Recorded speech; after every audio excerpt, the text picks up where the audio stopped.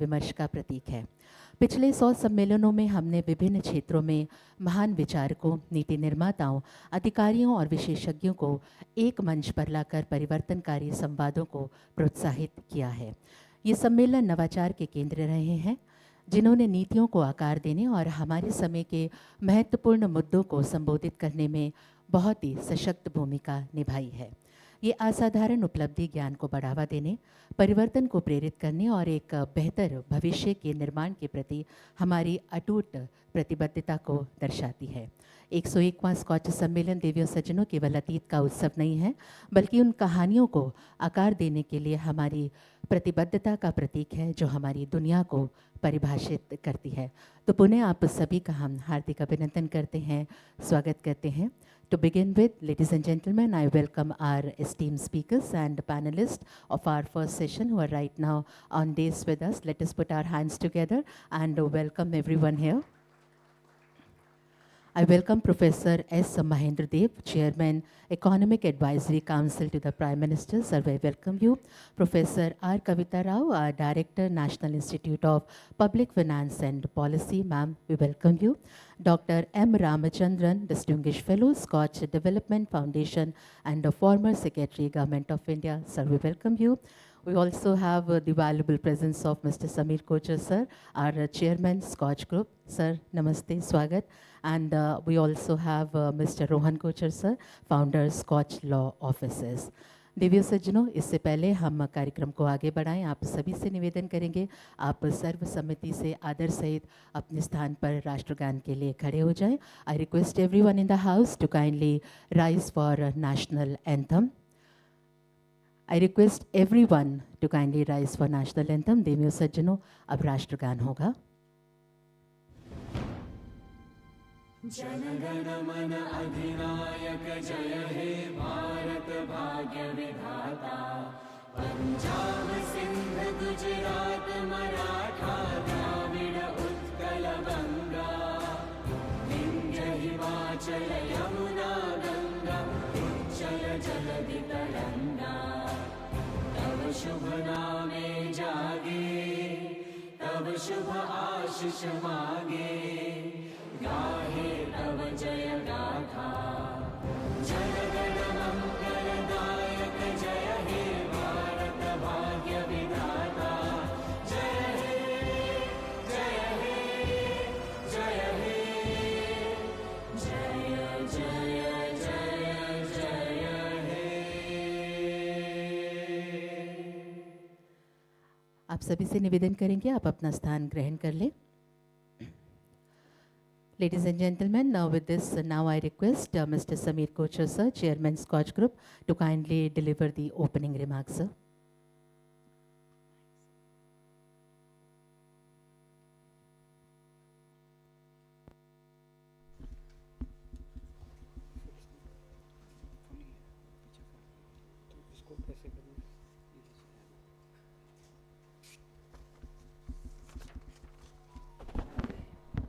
Well, namaskar and good morning. Welcome to this 101st Scotch Summit. It takes a very long journey to reach where we have reached today, and we have the privilege of people from all over the country being present here with us today, from honorable ministers from states to people from districts, from people from Panchayati Raj institutions. It's a very wide eclectical presence, but it's all of you together that make India work. So my opening remarks today is about federalism, because the first conference that we're doing is on the subject of intersections of democracy. Democracy is an intersection. Democracy actually in a country like India is a negotiation. It's an ongoing negotiation between centers and states and the local bodies. And only with this negotiation is what would deliver to us the dream of Viksit Bharat, which we define as a country which has got high income, which is a 30 to 40 trillion dollar economy, per capita income of 18,000 to 26,000. There is no extreme poverty, it has been eradicated, and there are no regional disparities, which have been eradicated through targeting aspirational districts. guaranteeing universal access to health, education, sanitation and digital infrastructure, and establishing global leadership in innovation, sustainability and governance reforms. Now, how is all of this going to be delivered? It cannot be delivered without very active participation from the state governments, because finally India is a union of states and the sum of its parts has to be greater than the whole. So, if you look at India's federal revolution, we started off with a control and command economy till the 70s through the planning commission. 91 onwards, when the liberalization was ushered in nationally, states also got very active and they started, very proactively addressing investments, doing development and so on and so forth. And that is how you saw the miracles that were Gujarat and Maharashtra, and they kind of arrived as industrial hubs. 2015 onwards, again, there has been significant federal restructuring, exemplified by the 14th Finance Commission's devolution of 42% and the establishment of the GST Council. Now, GST Council is a best practice as far as we are concerned in terms of effectively negotiating between center and the states, and I think that is something that needs to be replicated across many domains. If that is done, then it's a battle half won.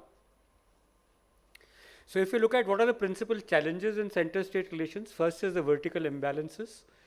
A lot of social sector expenditure is to be done by the states, but their taxation authority is limited. More so after GST, there is very few areas that they can tax.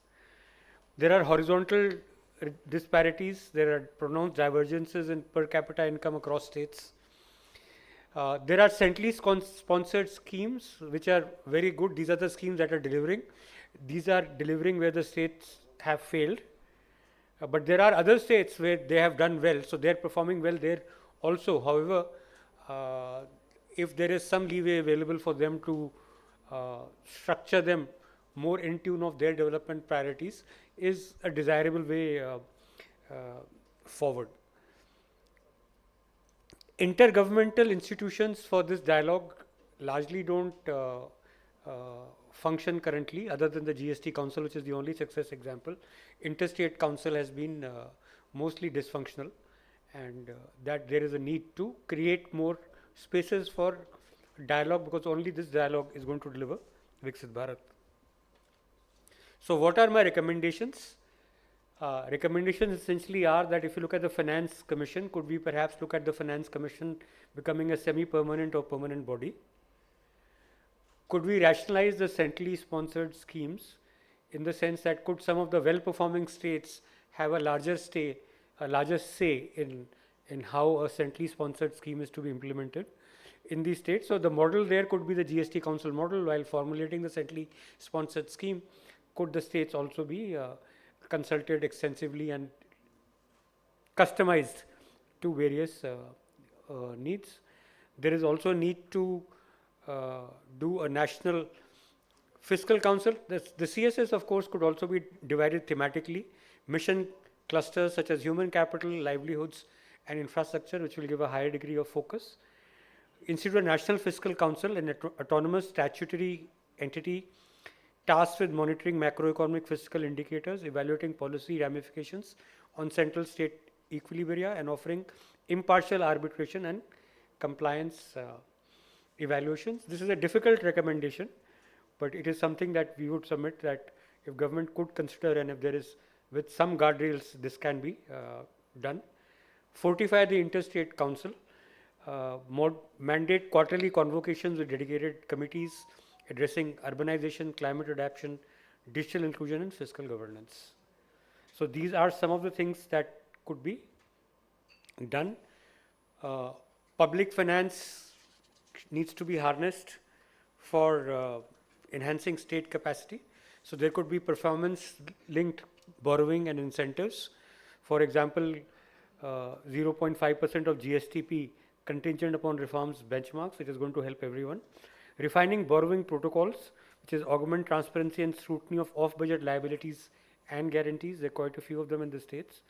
And modernization of public fiscal public financial management, bolster state proficiencies in outcome-oriented budgeting, digital treasury operations, and real-time expenditure monitoring. So these are my humble suggestions. Of course, I am no expert in this subject. The experts on the subject are with me on the dais, and this is only for their kind consideration that these are some of the things that the government may look at. With that, I invite Professor Mahinder Dev to come and give his inaugural address.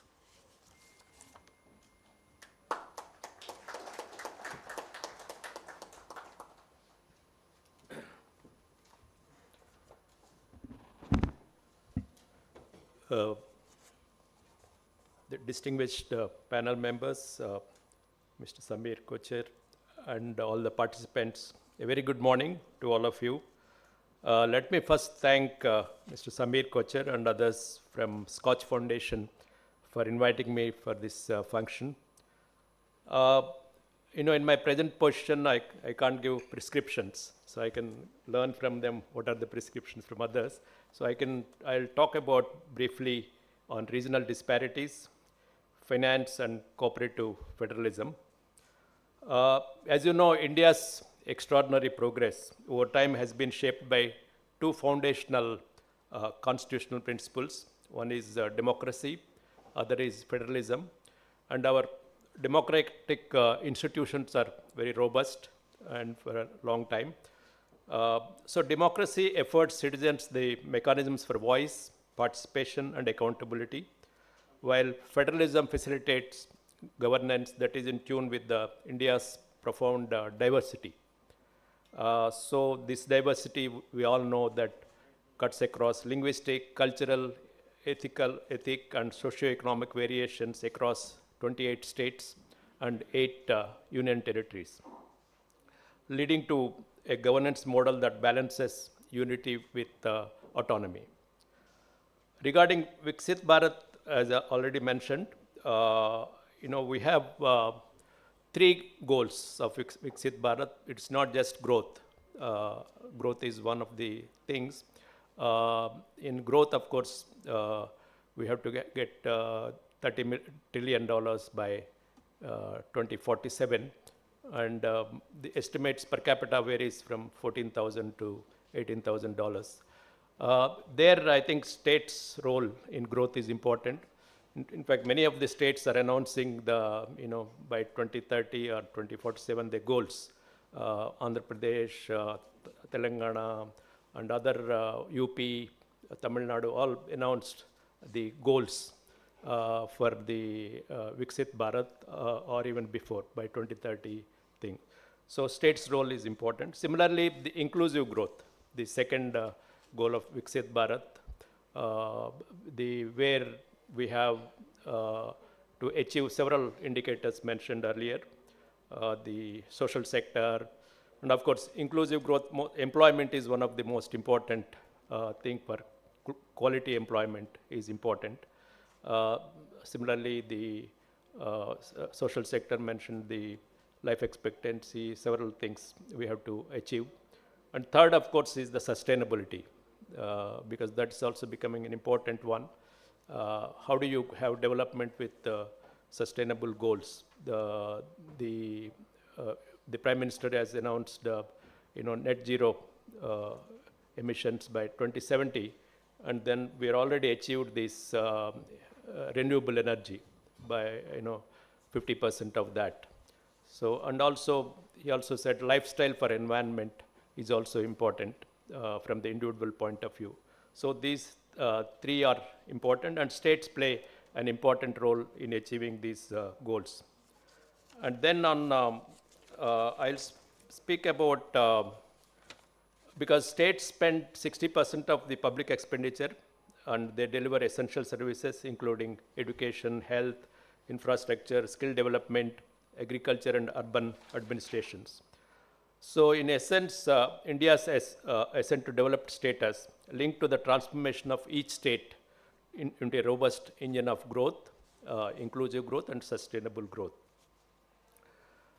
As already mentioned, India's federal framework over time, 1950s to 1970s, and also with the economic reforms, states' role also become more important in inviting investment, FDI, as well as the domestic investment. And later, of course, the finance commissions also increased the share to 42%, the 14th Finance Commission and GST Council, etc. And also the replacement of the Planning Commission with Niti Aayog in 2015 was intended to advance this cooperative federalism, because shifting from top-down approach to the collaboration with the state governments. And these institutional evolutions over time, particularly Niti Aayog and others, it reflects the India's federal democracy. Now I come to the regional disparities because to know about this, you need for framing appropriate policies, you need to know what are the regional disparities. So the existence of wide interregional variations in a vast country like India is well recognized. It's a diverse country.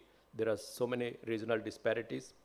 So all the 5-year plans earlier in the Planning Commission, they talked about this. And now Niti Aayog also doing lots of studies at state level. It's a serious issue, regional disparities. In the post-reform period, of course, the central government role declined because the deregulation in many sectors of the economy, more private sector played an important role. And the empirical evidence shows that interstate disparities in per capita GSDP has increased over time. That means rich states are growing faster, whereas some of the states are growing, other states like Bihar and others are growing, but not at the same pace. So there is a divergence in the interregional disparities. But in human development, there is a decline in disparities, like life expectancy, infant mortality. But that is expected because the less developed states will catch up with developed states, like Bihar catching up the Kerala infant mortality or life expectancy. So that's expected. Moreover, many of the poorer states could contribute more to economic development because of demographic dividend. Because some of the states like Bihar, UP and other things will have more advantage later. For example, the old age population in Kerala will be 17% by 2036. But in Bihar, it will be 8%. So that has more advantage in demographic dividend. A study done by the Economic Advisory Council to the Prime Minister, it shows, they did the relative performance of states from 1960-61 to 23-24. It shows some interesting results. As expected, western states like Maharashtra, Gujarat, Goa, and southern states have improved their positions. But in the north, there is a difference between Punjab and Haryana performance. Haryana has done better than Punjab in relative status. In East, West Bengal has experienced a decline. But the Bihar, although there is increase in the share, still the per capita income is very low compared to other states. Hopefully it will catch up. But one state, Odisha, has done very well in the last few years in the eastern region. In fact, recently Niti Aayog brought out Fiscal Health Index. All of you know it, 2025. The analysis clearly highlights strong revenue mobilization, effective expenditure management, and prudent fiscal practices are critical for determinants of success. The top high-performing states are Odisha, Chhattisgarh, Goa, Jharkhand, and Gujarat in the Fiscal Health Index. While the bottom 5, which the Niti Aayog calls aspirational states, or Haryana, Kerala, West Bengal, and Andhra Pradesh and Punjab. But of course, Andhra Pradesh data refers to the earlier regime. However, the state's performance varies across the 5 subcategories in fiscal index. So fiscal health of state is emerging as a critical factor in shaping India's overall economic stability and growth trajectory. However, rising fiscal deficits, unbalanced expenditure, and increasing off-budget liabilities at the state level highlight the urgent need for consistent and transparent fiscal management policies.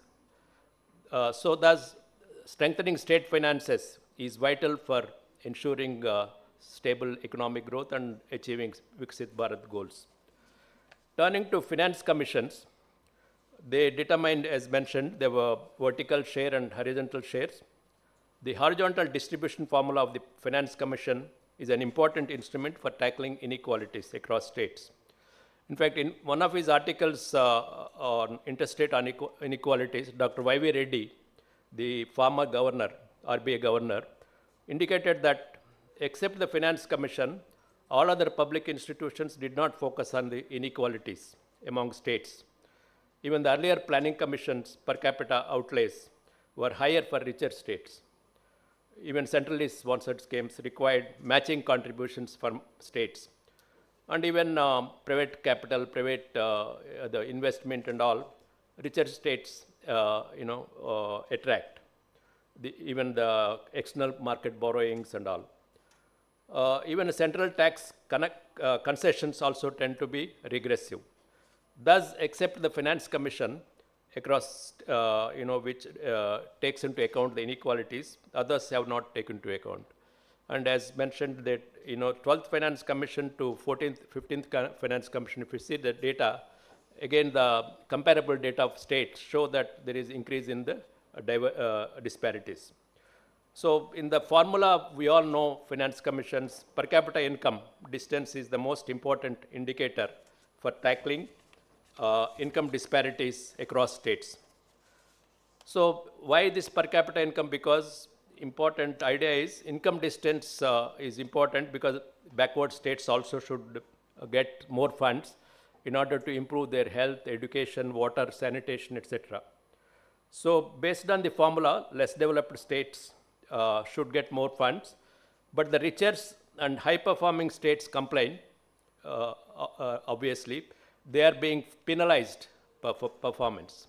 Because we are performing well, we are getting less funds. So the Finance Commission generally balances between these two viewpoints. I can't go into the 16th Finance Commission, what they are going to do and all now. So what are the determinants of economic growth across states? There have been a number of studies examined these determinants.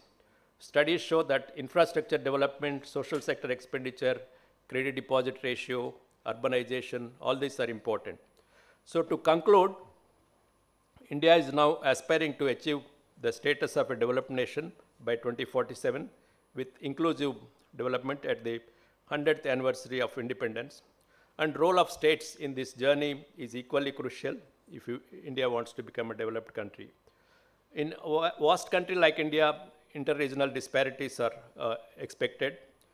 In fact, one of the British economist, John Robinson, once said, whatever you can rightly say about India in one part of the country, the opposite is also true in another part of the country. Because if you say something on Kerala, opposite may be true what you say in Punjab. So this diversity is there. So it is the healthiest sign. States are competing by announcing goals of an SDP thing. But lastly, on also decentralization may be needed within states, like getting to panchayats, municipal councils, and the other things. So the last point is the experience of GST reform and GST Council shows an important example of cooperative federalism, which Mr. Kocher also mentioned.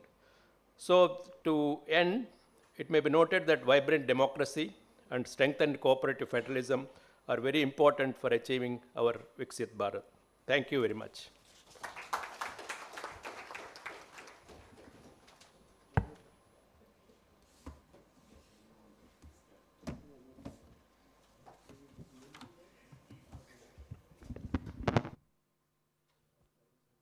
Ladies and gentlemen, Professor S. Mahendradev, who also served as Director and Vice Chancellor of IGIDR Mumbai and earlier chaired the Commission for Agricultural Cost and Prices, He has 150 publications, 23 books, and has advised global agencies and Indian government committees. We are really thankful to you, sir, for your address.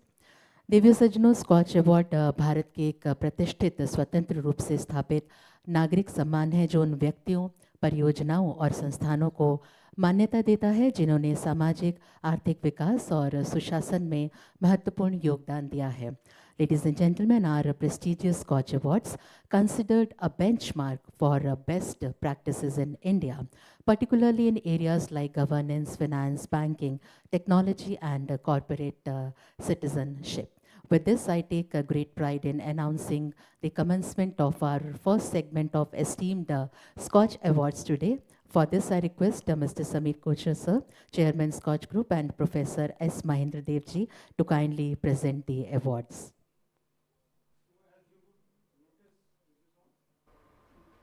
Hello, yeah.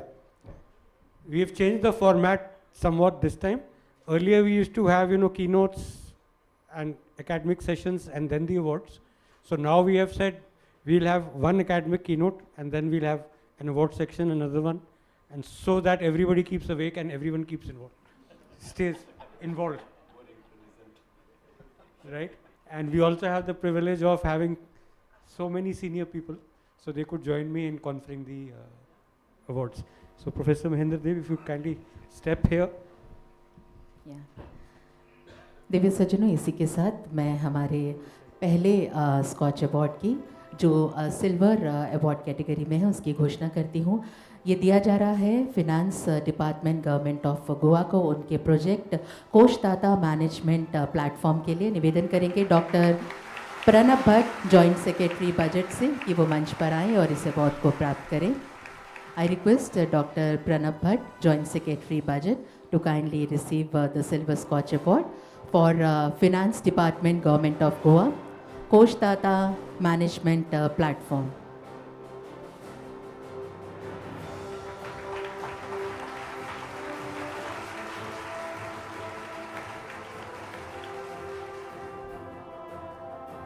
और इसी के साथ अगले award की तरफ हम अग्रसर होते हैं. सिल्वर स्कॉच अवार्ड प्रदान किया जा रहा है information technology department government of Assam को उनके प्रोजेक्ट सेवा सेतु के लिए.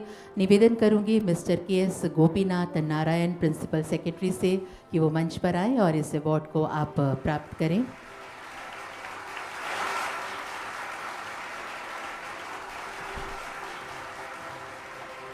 Ladies and gentlemen, this is for Information Technology Department, Government of Assam, for their project Seva Setu. Mr. K.S. Gopinath Narayan is here to receive this award, Principal Secretary. अगले silver scotch award की हम घोषणा करते हैं जो दिया जा रहा है स्वच्छ आंध्रा कॉरपोरेशन को उनके project Swarna Andhra Swachh Andhra. Miss Bhagyalakshmi Kudumula, joint director, उनसे हम निवेदन करेंगे कि वो मंच पर आएँ और इस अवार्ड को आप प्राप्त करें. Miss Bhagyalakshmi Kudumula, joint director. Swachh Andhra corporation को ये अवार्ड प्रदान किया जा रहा है स्वर्ण आंध्रा स्वच्छ आंध्रा उनके प्रोजेक्ट के लिए.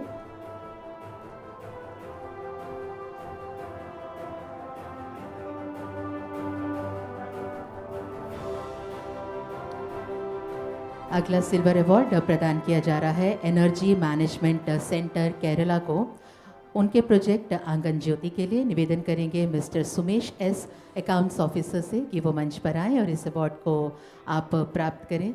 ये सुबह का समय है, ऊर्जा का समय है. आप सभी से निवेदन है ऊर्जा भरी तालियों से सभी अवॉर्डीज़ का आप स्वागत करें, उनका अभिनंदन करें, उनको कंग्रेचुलेट करें. Energy management centre Kerala for their project आंगन ज्योति. Mr. Sumesh S. is here to receive the award. This is our Silver SKOCH Award, ladies and gentlemen.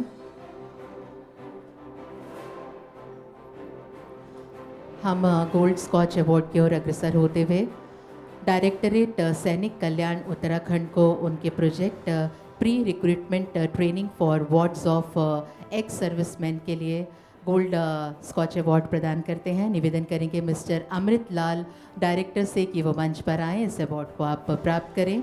For directorate सैनिक कल्याण Uttarakhand This is our Gold Scotch Award.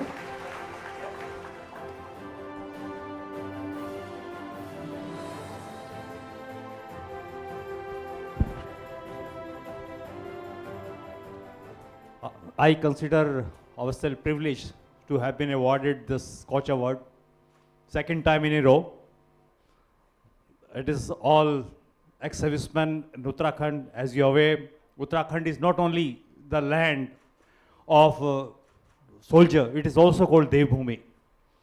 And the kind of degree of difficulty, the climatic condition we have it, the soldier plays a major role in contributing in each sphere of life. So that way, our efforts towards the welfare of the ex-servicemen has been recognized by the Scotch team. So we are so grateful to them to have recognized soldier plays a major role in national contribution and national building. Thank you very much, ladies and gentlemen.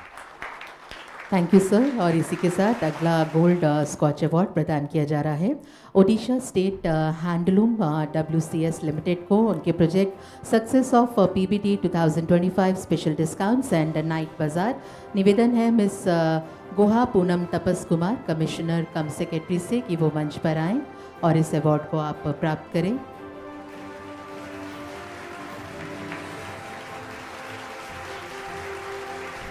Tapas Kumar, Commissioner cum Secretary. Odisha State Handloom WCS Limited for their project success of PBD 2025 special discount and night bazaar.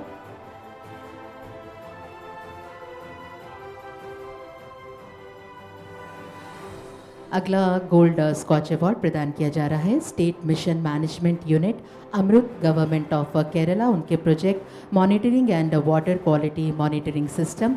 निवेदन mister Suraj Shah ji IS mission director से कि आप मंच पर आएँ और इस award को आप प्राप्त करें। Mister Suraj Shah ji IS mission director. हम अगले अवार्ड की तरफ अग्रसर हो रहे हैं। अगले अवार्ड की हम घोषणा कर रहे हैं। ये दिया जा रहा है backward classes welfare department government of Andhra Pradesh उनके project free coaching and training to educated unemployed BC youth. Mister Sanjeeva Reddy Gari Savita honourable minister of BC welfare economically weaker section welfare handloom and textile and Shri Ramu Satyanarayan, ex-officio secretary, is here to receive this award. Ladies and gentlemen, this is our Gold Scotch Award for Backward Classes Welfare Department, Government of Andhra Pradesh.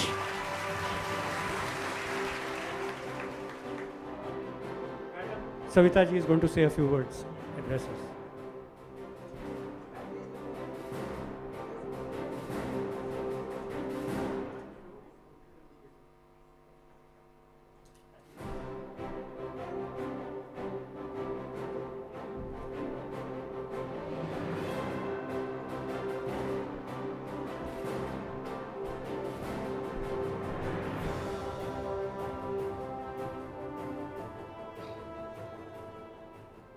Namaskar. I feel very proud. Our dignitaries, Chairman Shamir, Khadar and Professor Mahendra Dev and Professor Kavita Rao, Dr. M. Ramchandran and our one of the group member, SKOCH Group member, Rohin Kocher. I am from Andhra Pradesh, BC Welfare Minister. My greetings to all dignitaries and SKOCH Group members, fellow awards, guests, and media and well-wishers. Development is meaningful only when it begins at the grassroots. Our Honorable Prime Minister, Sri Narendra Modi Garu, has given one nation a clear vision from village to country, from the last mile of the national mile. In behalf is every village progresses in education, skills, health and opportunity, then India as a whole will rise with the confidence of pride. I sincerely thank you for our Prime Minister Narendra Modi Garu, his vision, Swachandra,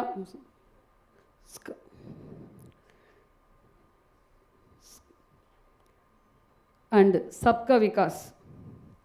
I impressed with the confidence among BC communities.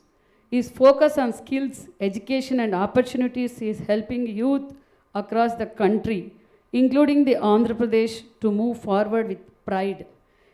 A good leader begins by uplifting a single village, strengthens an entire constituency, builds a prosperous state and unlimitedly powerful, peaceful, and progressive nation. This is from Narendra Modi Garu and Nara Chandrababu Naidu Garu. They are both achieved. Development of a nation begins with the development of its villages when they empower every family, every community, and every youth in the journey from the Grama Swaraj to Rashtra Unnati becomes it's possible. This vision was first shown to us by our great leader in my state, the late Sri Nandamuri Taraka Ramarao Garu. His dream was uplift the backward classes and dignity, opportunities, and rightful share for governance. Today, that vision continues to inspire us. Under the leadership of our visionary leader, dynamic leader, our Sri Nara Chandrababu Naidu Garu has made a clear decision. Opportunities should not retain only with a few. Talent extends is every village, town and city. That youth need a guidance, training and hope. I also thank for our Deputy CM and our young dynamic leader, IT and Skill Development and Educational Minister, Nara Lokesh Babu. Nara Lokesh Babu, he is digital learning and new technologies are. This is very helping BC youth and complete globally. I proudly accept the SKOCH Awards 2025 on behalf of the Andhra Pradesh BC Welfare Department. This award is very young dreamer our state.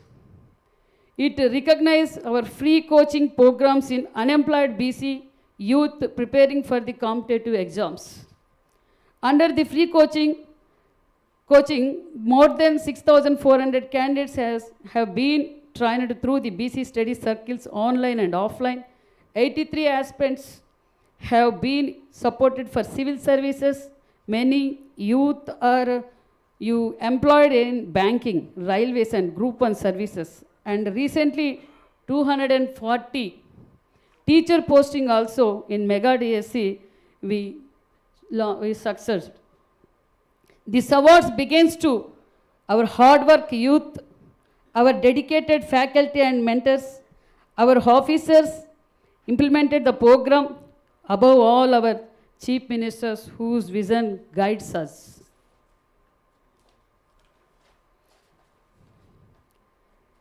These are all real life success stories inspire us. A young woman from Anantapur, this is very backward district.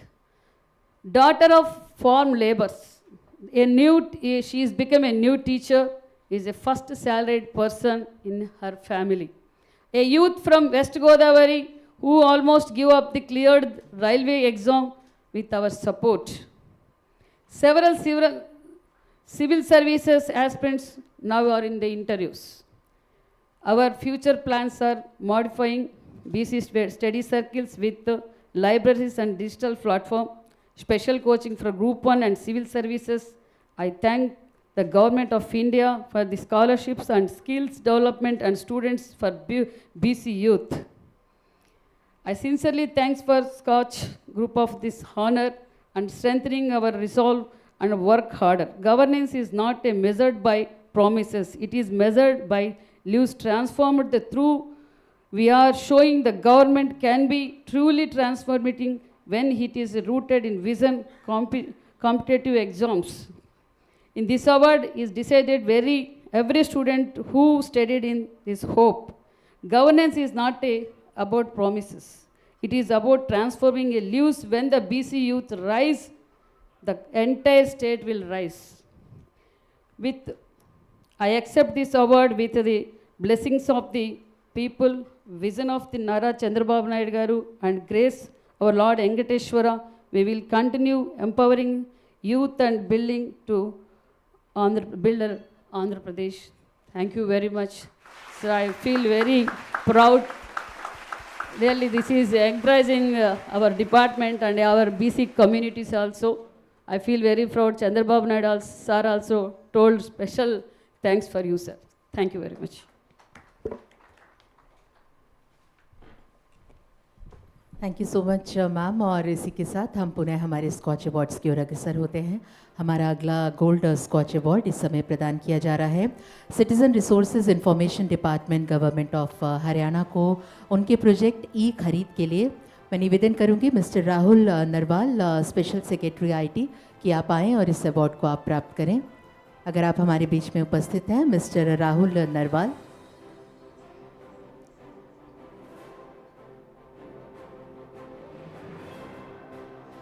Divya सज्जनों, इसी के साथ अब हम एक विशेष award की ओर अग्रसर हो रहे हैं। I request mister Sameer Kochhar sir, chairman Skoch group, to present the Skoch India economic forum award in public finance to professor R Kavita Rao, director, national institute of public finance and policy. Ladies and gentleman, let's put our hands together for professor R Kavita Rao.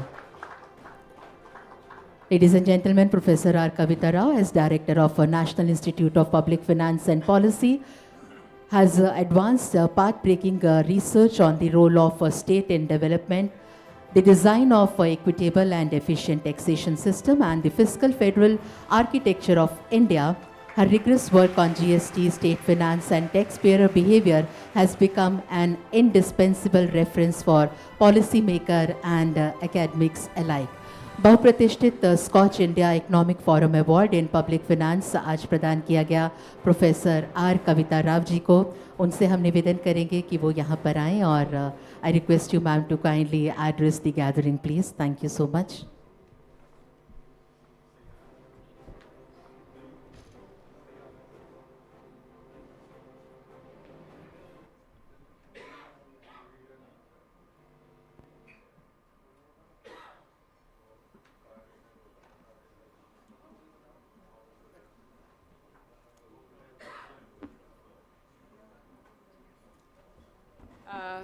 Thank you very much for inviting me here today. It's an honor to, I think the slides. It will start once. Yes. Okay. It's an honor to be here. It is also with great pleasure I've been seeing the awards that the various states have been given.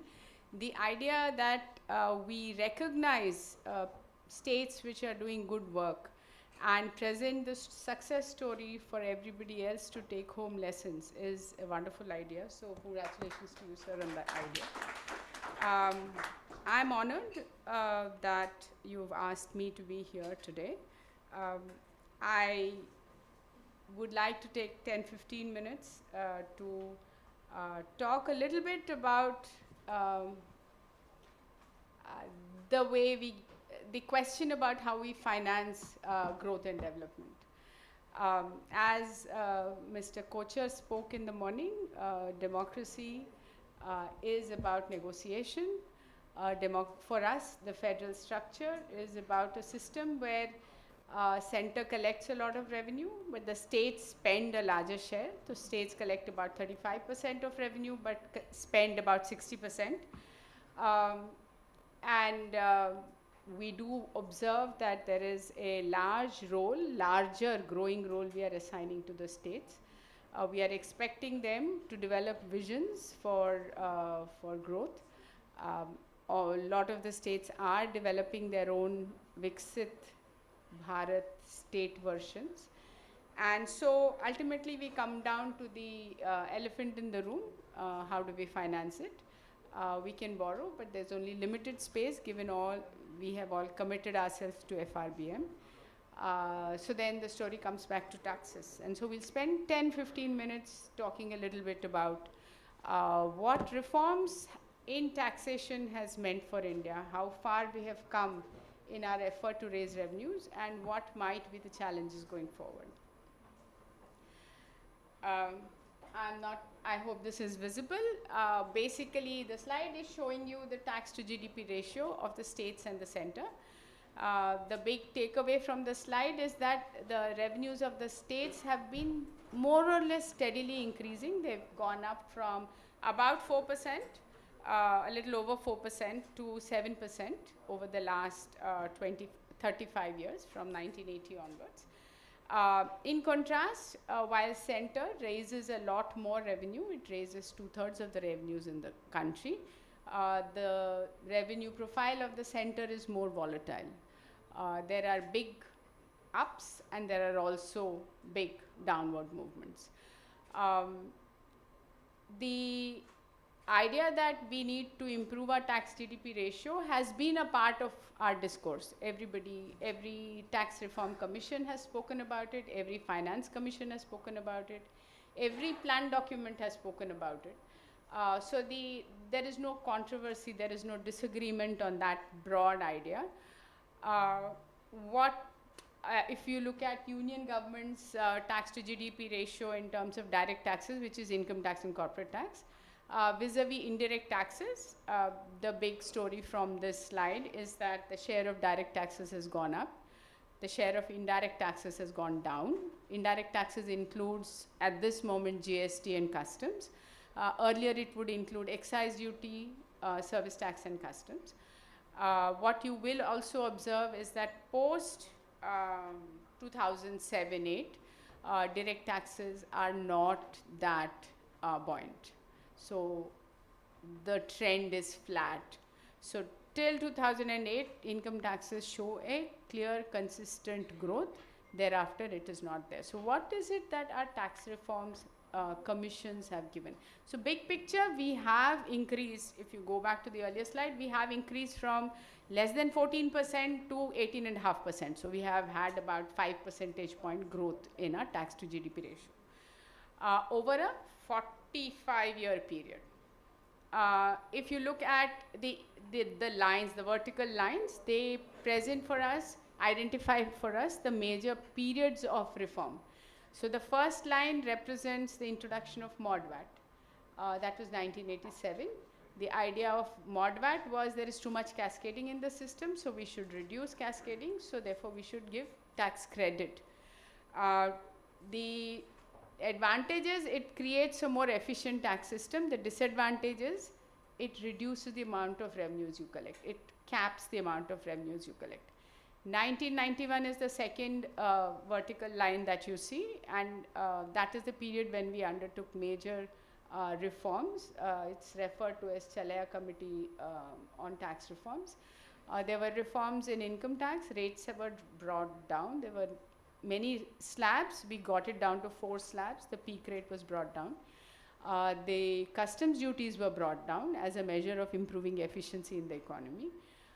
In terms of tax to GDP ratio, however, you will see that decade brought the tax to GDP ratio down.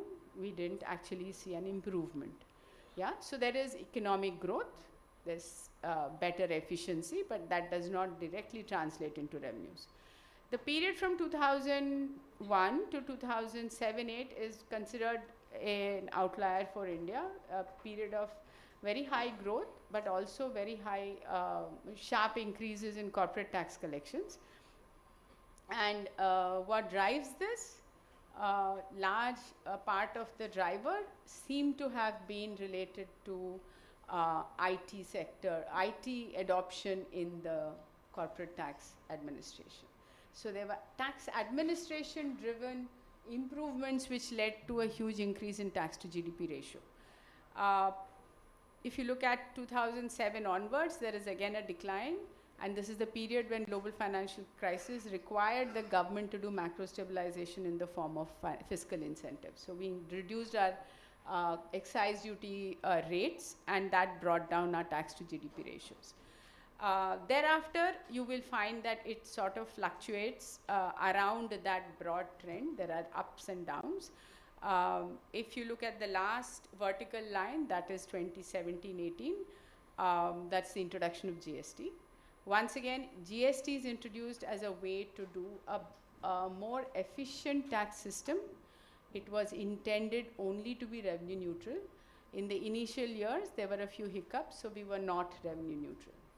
And that followed those initial years. We also saw the impact of COVID. So we had a drop in revenue collections. Alongside 2019, I haven't flagged it for you here, is also the year when the union government introduced the alternative scheme of taxation for corporate taxes. So there is an alternative tax regime available which implies a lower tax liability. Once again, observe, tax to GDP ratio falls when we are announcing big changes in our tax system, where we are aiming for efficiency and simplification, rationalization and simplification. There are a few quotes. I will skip them because I promised to take about 15 minutes. I don't want to overshoot my time. The broad idea is that most of our tax reforms identified the challenge in the economy as a tax system which is not encouraging investment, creating distortions, and we wanted to clean it out with the idea, with the hope that we get better, efficient economic functioning. So then what is it we are missing? We seem to be missing something crucial. What is it we are missing? To think about increases in tax to GDP ratio, perhaps we have to talk about changes in the tax base. The average educated person on the street today, if you ask them if we would like a higher tax to GDP ratio, the answer is yes, but please find somebody else to tax. The idea is that not all of us are paying enough tax. There are people who are outside the system. So the identification of the missing taxpayer seems to have become a critical issue. So there are two ways of changing the tax base. One is to reduce exemptions and concessions. If you look at this slide, this is your revenue foregone, which is a reflection of how much incentives the system provides. Corporate tax, we have actually reduced our exemptions and concessions. So you see the blue line which goes down. In personal income tax, however, we have gone back and forth. So we haven't been consistent. We have brought in a new tax regime now for personal income tax as well. What does the new regime do for both corporate tax and personal income tax? We are proposing a regime which says that you can choose a regime with higher taxes and exemption, or you can choose a regime with no exemptions and lower tax rate. How do you think the taxpayers divide themselves? People who can avail exemptions choose the higher rate, but pay lower tax. People who think that regime doesn't give them good opportunity go to the other regime. So in both cases, we reduce the amount of revenues we are collecting. We hope efficiency improves. We hope investments happen. But so far, we haven't seen those positive effects trickle down. The second element in the story is to bring in new sectors under tax. In services, we did a big job.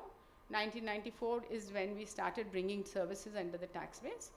By the time we came to 2003-04, we had got a comprehensive coverage of services, and GST actually brought in a structural and more efficient system of taxation. The big elephant in the room, therefore, is agriculture. There are indirect taxes on agriculture, but direct taxes on agriculture don't apply. As a country, we have to have a sense of whether this differentiation between agriculture and non-agriculture is useful for us, or is it problematic? That's a policy question that we need to think about. There are no clear answers on whether we should step this way or that way, but we need to think about it. The other important thing is how to improve compliance. And what do we mean by that? how do we improve the extent of formalization in the economy? We describe India as an informal, large informal sector, which means there are many agents in the country who think being part of the tax system is not useful. It can be MSME, it can be small manufacturers. There is the benefits of being in the tax system and the cost of being in the tax system don't work out. So perhaps instead of trying to reform the tax system, we have to go back to the drawing board to ask what is it that they are looking for in the formal economy and see if we can sort that out. Credit is usually presented as one element in that story. Finally, there are perceptions of high tax and unfair tax, which creates problems. Income tax rates change every few years. The latest one we've just observed, where we increase the exemption threshold to 12 lakhs if you're in the new regime. Why do we drive? What drives these increases? On the one side, we argue that we have very few people who pay taxes. So the few people who do pay taxes feel aggrieved that they are unfairly being made to pay tax. So every few years, the central government feels the need to assuage this concern and raise the exemption threshold, which continues to keep the number of taxpayers small. So do we have to think of a way of cracking this, this disparity? I will just take 2 more minutes of your time and I'll stop. We did a small survey, very small, 100 odd people, and we were trying to understand what people's perceptions are. And I've picked out 2 slides out of that to highlight 2 points to you. This slide is trying to present a juxtaposition of 2 questions. We are asking people, is the amount of tax you paid fair or too much? And we are asking on the other side, are there deductions in the tax regime that you can avail to reduce your liability? I've circled 2 numbers. Those are the big clusters of people. There is one large chunk of people who believe that the amount of tax they pay is fair, and there are some exemptions available, so they are satisfied with the system. And there are others who argue they pay too much, and they don't want exemptions, and they want lower rates of tax. So we have 2 separate groups arguing for completely different things from the tax structure. Finally, last slide, I promise, I stopped there. The question was asked, why do you think people evade tax? And people were allowed to choose multiple options. The choice which brought the most votes, let's call them, is the taxes are too high when compared to the benefits people are getting, and government is not providing services which people think are important. What this means is we have to do a better job of communicating what the money is doing. It is not that governments don't do enough, but if we differentiate, if we can communicate better on what is being achieved through the revenues being raised, we perhaps have a better sense of how to satisfy the needs of the citizen in the country. I'll stop there. Thank you.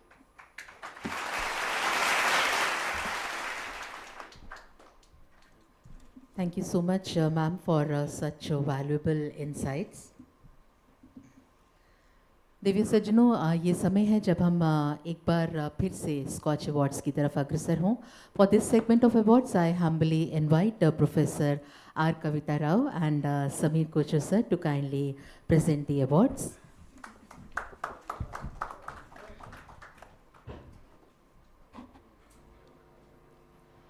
Divya सज्जनों, इसी के साथ हम silver scotch award की ओर एक बार फिर से अग्रसर हो रहे हैं. दिया जा रहा है डिस्ट्रिक्ट एडमिनिस्ट्रेशन नागापट्टिनम को उनके project Nagai women empowerment programme. मैं miss Anly N Kurian convergence team lead से निवेदन करूंगी कि वो मंच पर आए और इस अवार्ड को आप प्राप्त करें. Miss Anly N Kurien.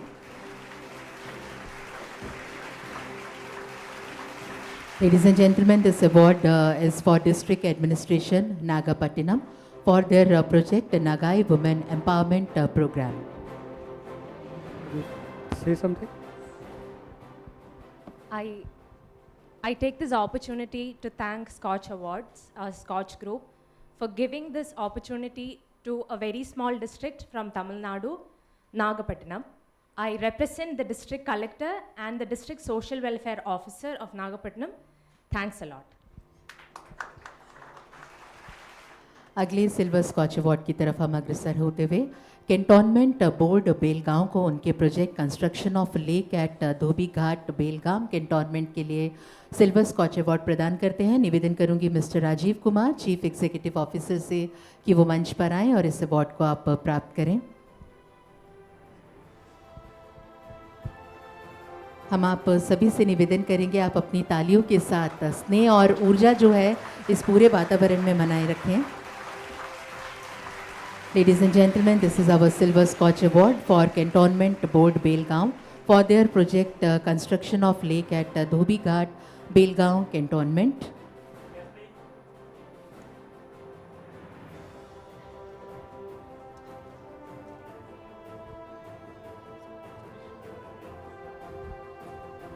I would like to thank SKOCH Group for giving award for our one small project of lake of recharging groundwater. They have acknowledged our efforts for the smallest urban local body in the entire country. Thank you, SKOCH Group, sir. Thank you. Pleasure. Thank you sir. और इसी के साथ अगले silver scotch award की तरफ अग्रसर होते हुए हम घोषणा करते हैं सिल्वर स्कॉच अवार्ड की कैंटोनमेंट बोर्ड नैनीताल उनके प्रोजेक्ट दास्ताने संविधान फर्स्ट कॉन्स्टिट्यूशन लिटरेर कैंट की। और इसके लिए मैं mister Varun Kumar chief executive officer उनसे निवेदन करूंगी कि वो मंच पर आएं। So if you are wondering why your awards are being taken away, there are two reasons. One is we don't want anyone to miss lunch. So award is being kept hostage till you have lunch. And the second reason is since you are traveling, they will be packed, bubble packed and put in a cardboard box so that they don't break. So they'll be packed again and given back to you. Thank you, sir. Silver Scotch Award, ladies and gentlemen, for Cantonment Board in Nainital for their project Dastane Samvidhan.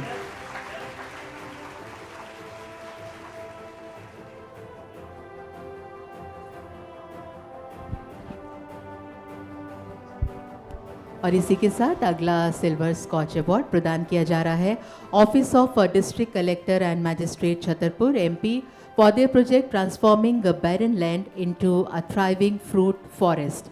मैं निवेदन करूंगी mister Parth Jaiswal collector and district magistrate to kindly be on the stage and receive the award.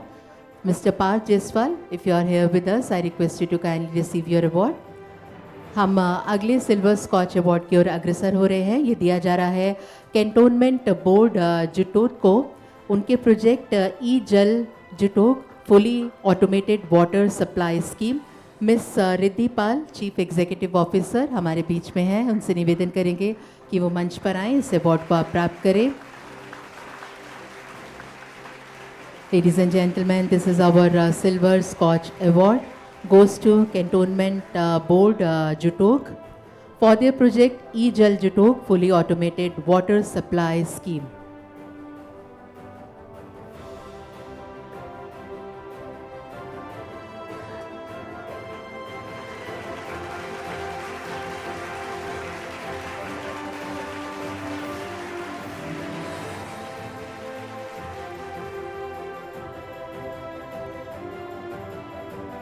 हमारा अगला silver scotch award प्रदान किया जा रहा है वेलिंगटन कैंटोनमेंट बोर्ड को उनके project zero waste event and ending plastic pollution.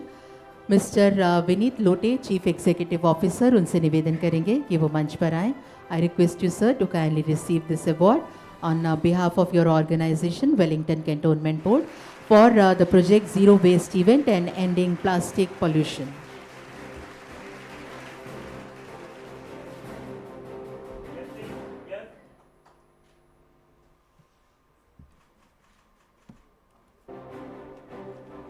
अग्रसर होते हैं हमारे अगले सिल्वर स्कॉच अवार्ड की ओर। प्रदान किया जा रहा है कैंटोनमेंट बोर्ड रुड़की को उनके project management of solid waste के लिए। Mister Vishal Saraswat chief executive officer हमारे बीच में हैं, निवेदन करेंगे उनसे कि आप मंच पर आएँ, इस अवार्ड को आप प्राप्त करें। Cantonment Board Roorkee for their project management of solid waste, receiving a Silver SKOCH Award, ladies and gentlemen. Let's put our hands together once again, ladies and gentlemen.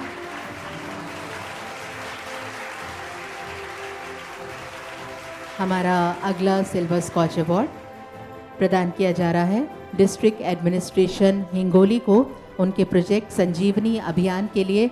Mister Rahul Gupta इस समय हमारे बीच में हैं, डिस्ट्रिक्ट मजिस्ट्रेट। उनसे निवेदन करेंगे कि वो मंच पर आए।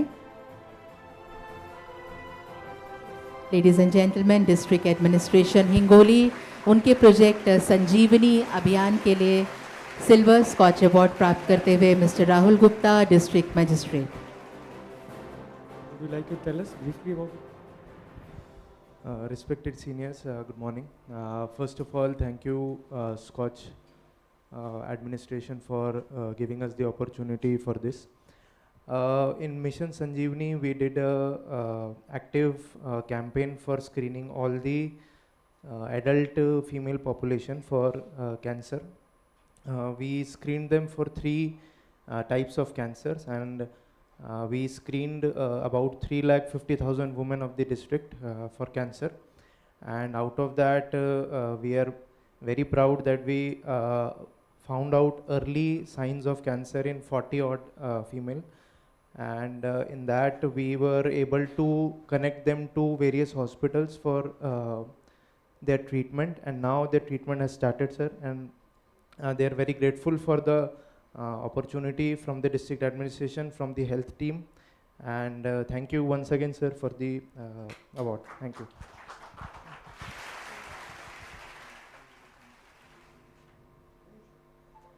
दिव्य सज्जनों, इसी के साथ हम अग्रसर हो रहे हैं अगले सिल्वर स्कॉच अवार्ड की ओर।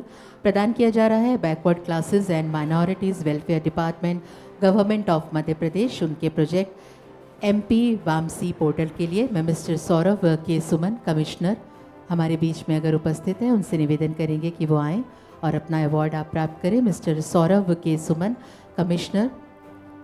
दिव्य सज्जनों, यह हमारा सिल्वर स्कॉच अवार्ड है, प्रदान किया जा रहा है backward classes and minorities welfare department, government of Madhya Pradesh को उनके प्रोजेक्ट MP वामसी पोर्टल के लिए।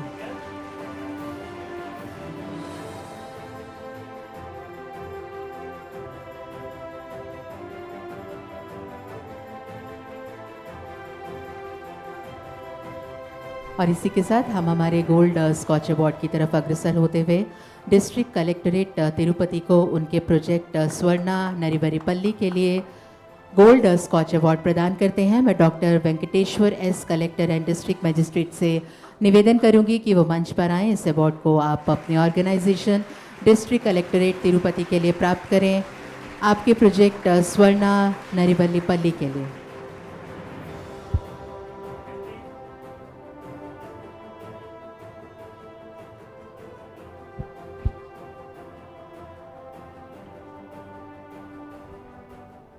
Good morning, everyone. So, first of all, I thank SKOCH Group for selecting us for this award.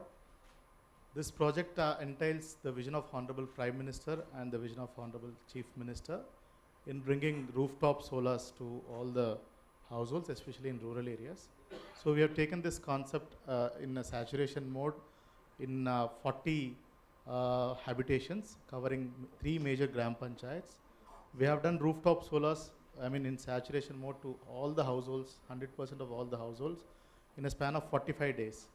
So we could do this with, continued motivation of all the rural household beneficiaries, explaining to them the overall vision of Pradhana Mantri Muft Bijli Yojana and then the benefits of rooftop solar. Thank you, everyone. Thank you. Thank you sir. और इसी के साथ अगला gold scotch award प्रदान किया जा रहा है डिस्ट्रिक्ट एडमिनिस्ट्रेशन गांधरबल को उनके प्रोजेक्ट हर वोट मैटर्स के लिए। मैं मिस्टर जतिन किशोर, डिप्टी कमिश्नर, उनसे निवेदन करूंगी अगर वो हमारे साथ हैं, आप मंच पर आएँ और इस अवार्ड को आप प्राप्त करें। मिस्टर जतिन किशोर, डिप्टी कमिश्नर।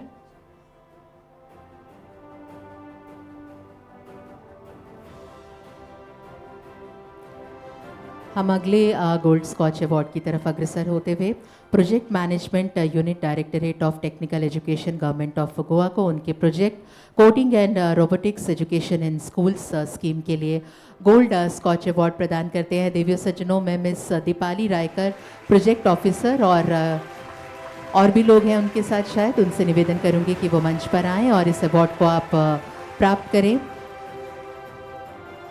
देवी सज्जनों, तालियों से आइए हम पुनः ऊर्जा का संचार करें।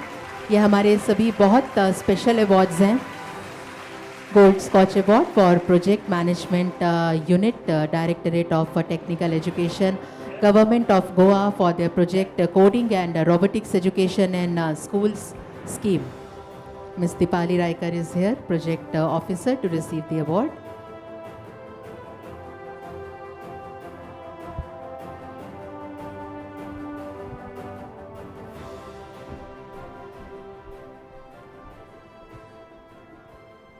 Good morning, everyone. On behalf of Project Management Unit, Coding and Robotics Education in School Scheme, Directorate of Technical Education, Government of Goa, I'm truly humbled and honored to receive this award. It means a lot. I'm deeply grateful to the SKOCH organization for this recognition. This accomplishment wouldn't have been possible without the incredible support from Honorable CM, Dr. Pramod Sawant, Director, Directorate of Technical Education, Dr. Vivek Kamath, Project Director, Project Management Unit, Coding and Robotics Education in School Scheme, Dr. Vijay Borges, Director, Directorate of Education, and my entire PMU team, whose guidance and encouragement have been a constant source of inspiration. I accept this award on behalf of all those who have worked alongside towards this care scheme. This recognition is a reminder of power, collaboration, perseverance, and passion. Thank you again to everyone who has made this moment possible. Thanks a lot. Thank you, ma'am. Thank you so much. Ladies and gentlemen, on this we have such valuable and distinguished presence of Dr. M. Ramachandran, Distinguished Fellow, SKOCH Development Foundation, and a former Secretary, Government of India amongst us. I request you, sir, to kindly address the gathering now.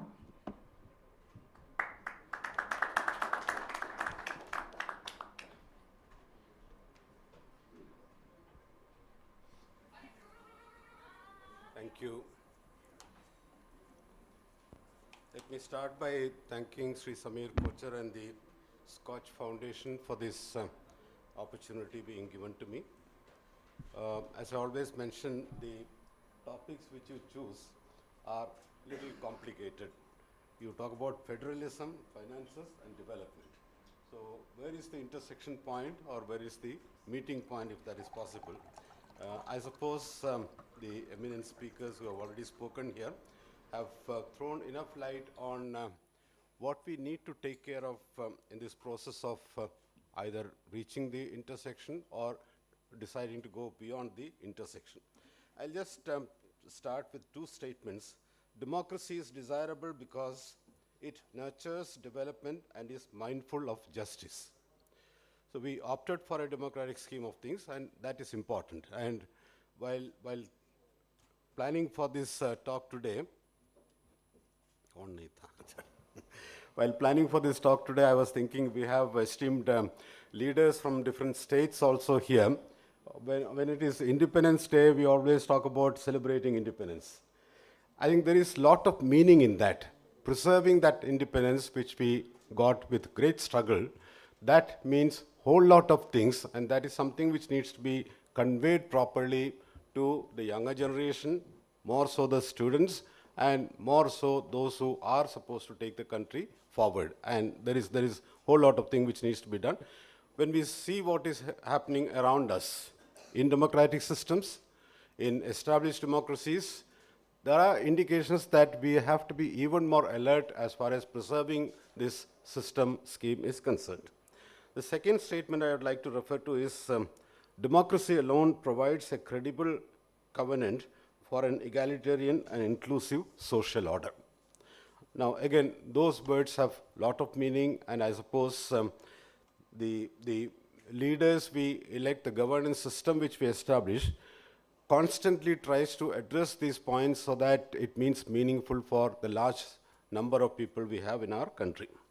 When we look at the federal structure, I think one point which is clear is it involves give and take. On the one hand, we have the central government. On the other hand, we have the state governments.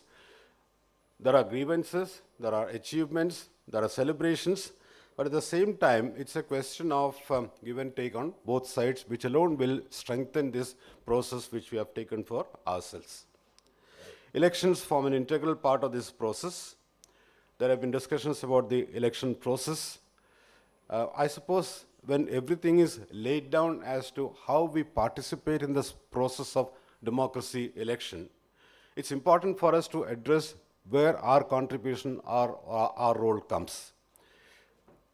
Having been part of a service, I have seen those days when electoral rolls are prepared, elections are held, and the process is taken forward, and it happens because there is a whole lot of a well-aligned system in our entire country, and at each stage there is opportunity for people to participate in this process. I have moved from city to city, place to place. When we go to a new place, we try to get our name enrolled in the electoral list.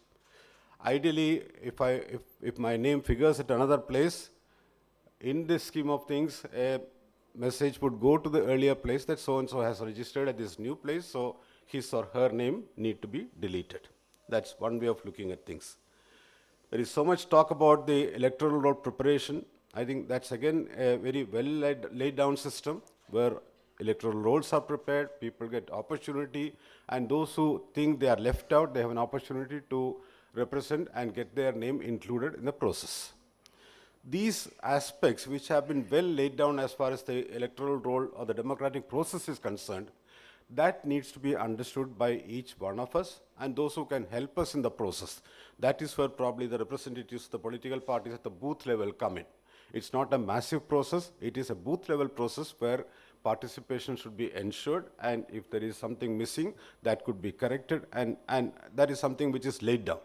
So what we should try to do is strengthen that process so that each person's right to cast his or her vote gets listed in the electoral roll, and then it is up to each one of us to exercise that franchise.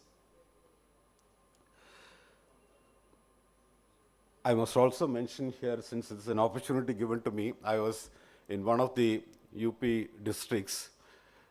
There was a very powerful politician, I won't take names, a politician who used to depend largely on the caste support he used to get in the area. There were complaints, so a repoll was ordered, and as divisional commissioner and DIG of the range, the two of us had to go and camp in that area to get the repoll done. One of the things which we did was to shuffle the polling personnel, because there was a general statement that the powerful politicians succeed in getting their preferred persons as polling officers, and I hope my political leader here won't mind it. I'm talking about a different part of the country where the poll officials are also deputed in such a way that he or they will show some consideration for that particular candidate. So a total reshuffle took place. The poll process went on all right, and this candidate, a powerful person, again I won't mention his name, and I remember the time also, from 7 in the evening till 7:30 in the evening, he gave me a lecture on telephone that, do you think, because I'm an outsider in a state like UP, coming from the south, do you think you can reform the poll process of the country by taking steps like this? That was the crux of his statement.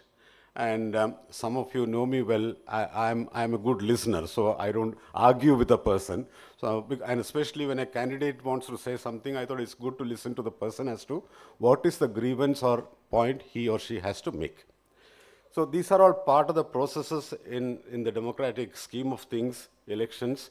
But to be fair, it's the system which makes this happen, and the system does its best to make sure that the election process is fair and impartial. Process of consultation with chief ministers, there was a reference to the interstate council. one hopes that that process is strengthened so that there is more dialogue between the central scheme of things and the state scheme of things. That becomes important. The GST Council has already been mentioned here. Is a good example where a good platform has become available, and that again happened as democracy or governance evolved in our country. This is something which was not there in the beginning. It came up subsequently, and a process has been established. And as we notice, the deliberations at this council, they are detailed deliberations, and even the latest deliberations, we notice that what came out was a consensus approach as far as the changes are concerned.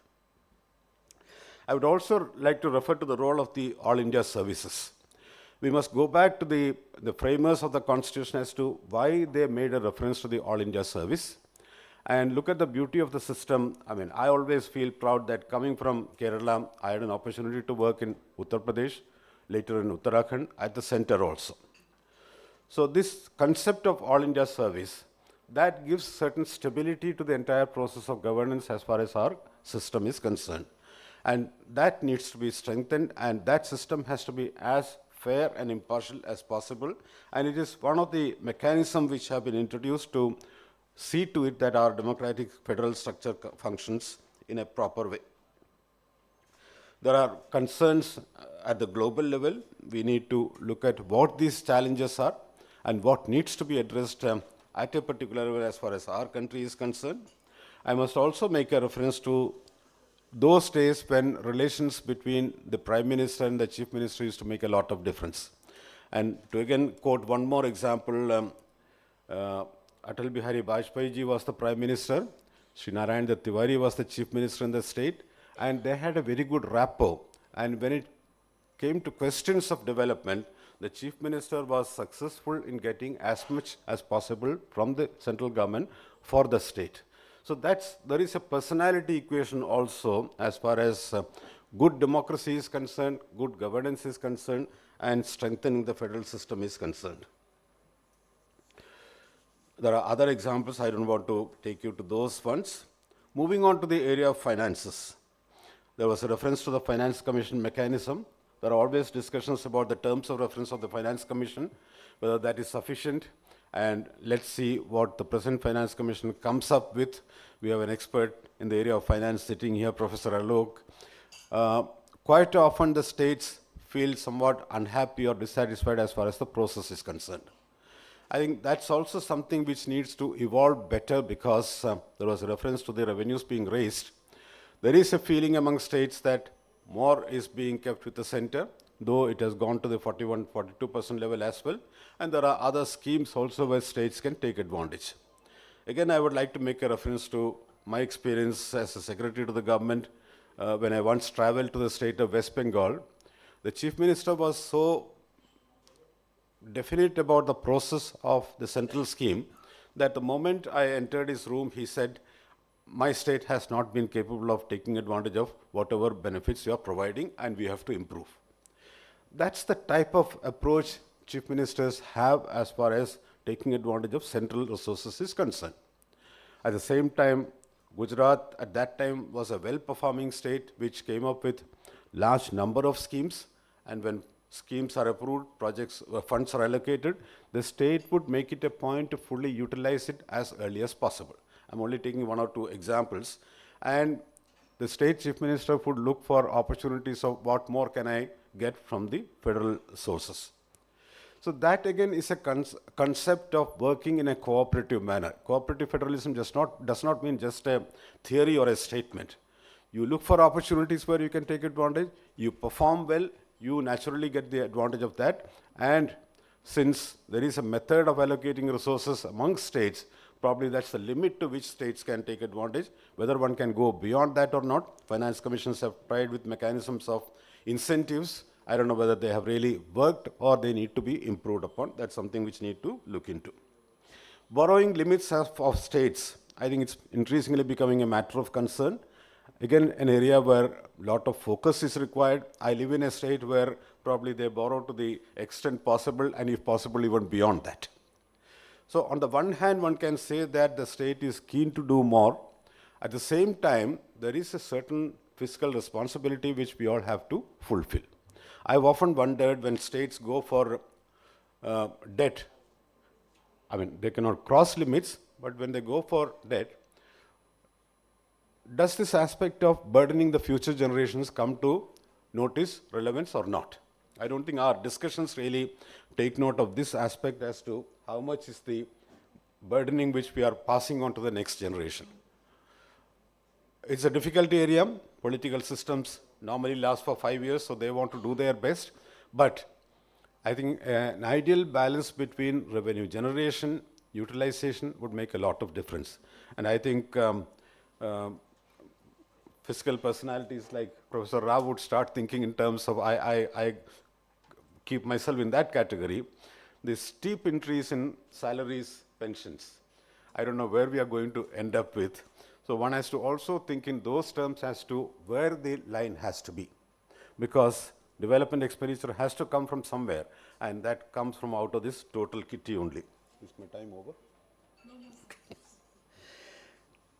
Now, there was a brief reference when we talk about center-state relations.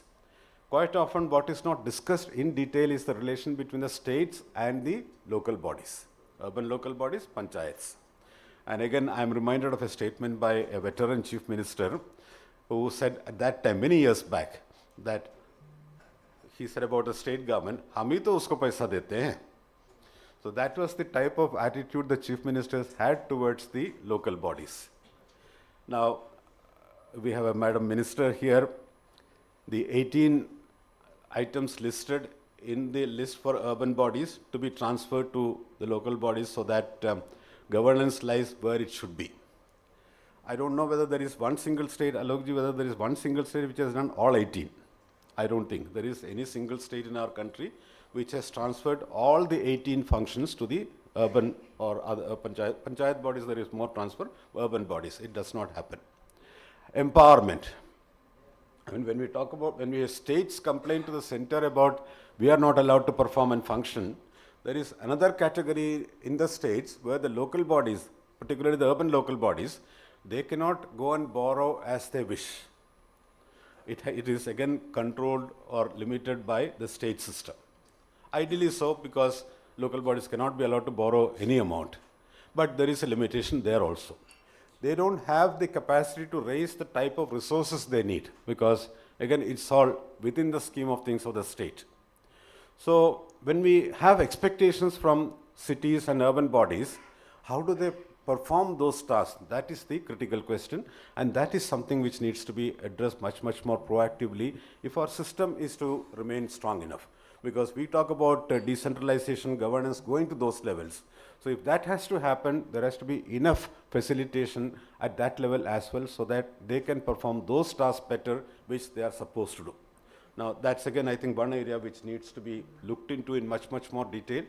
From my time onwards, we have been talking about empowering the local bodies, devolving more resources and things like that. Sometimes the Finance Commission gives some sort of relief and one manages to live with that. But when the Finance Commission came with points about incentives, I don't think the performance has been equally good all over the country. So that is something which needs to be looked into. And I think there are newer areas also getting added. We all live in our cities and towns. We talk about potholes on the roads. We talk about flooding in the cities. Now, these are all massive tasks which need huge resource allocation if we are to address these issues properly.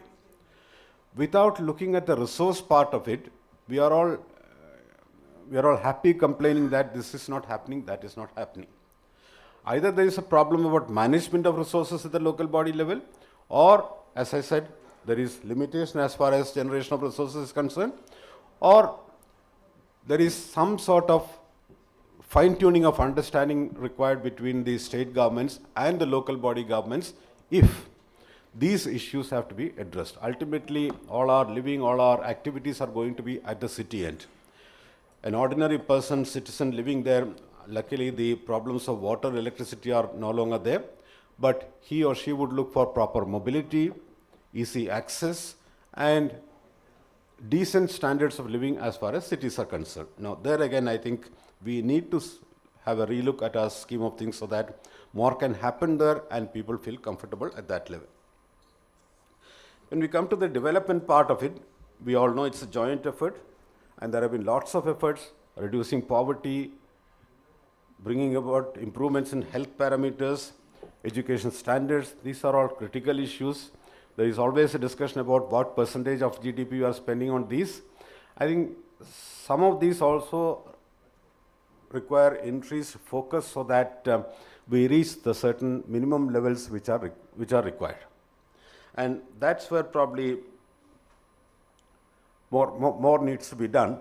When we look at higher education in the states, what we find today is problems between the chancellor, who is normally the governor, and the state government or vice chancellors.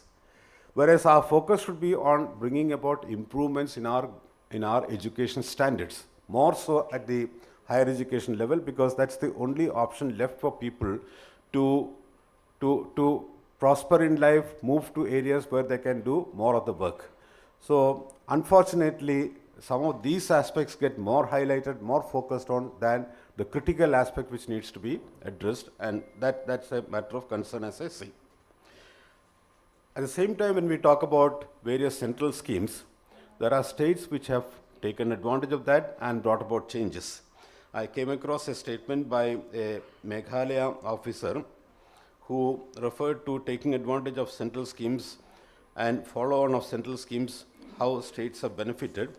And I just read out the statement made by that officer. I argue that implementation of NGNREGA, Narega people call it, in Meghalaya, and the development of village-level institutions called village employment councils have not only enabled participatory governance, but has also enhanced the institutional capability of village-level development institutions. It has created an overall framework for delivering development to the village. So there is an appreciation of the content of the program, the change it has brought about, and how it is making a difference. And it makes a difference in smaller states where issues are much, much more prominent and where these initiatives bring about changes. And that is where I think we should appreciate the relevance of these programs and take them forward as required. So I come back to the point, when we talk about lack of discussion between the federal system and the state system, it equally well applies to the state and the local body system as well. So both levels we need to bring about improvement so that we can achieve what we want to. Also, I would like to stress upon the need for having independent, neutral oversight mechanisms. If there are problems, issues, that's one platform we can have which could take advantage of these issues. I always argue this point that senior citizens who have had experience in life, programs, projects, can equally well play a role if they are neutral as far as their approach is concerned. We need to strengthen our institutions, all the more relevant in the context of recent discussions which are going on, whether it is the Election Commission or the CAG mechanism or the Finance Commission. Platforms for dialogue have to be there, and we have to take advantage of that. And I think probably if politics can be kept aside when these discussions take place, then it should be possible for all our leaders to do a lot as far as developing the country, taking the country, and to the goals of Vikasit Bharat, which was referred to here, can happen. In every democracy, good governance does not happen automatically. And we have seen this over a period of time. We have had trials and tribulations, we have overcome, and we have brought about changes.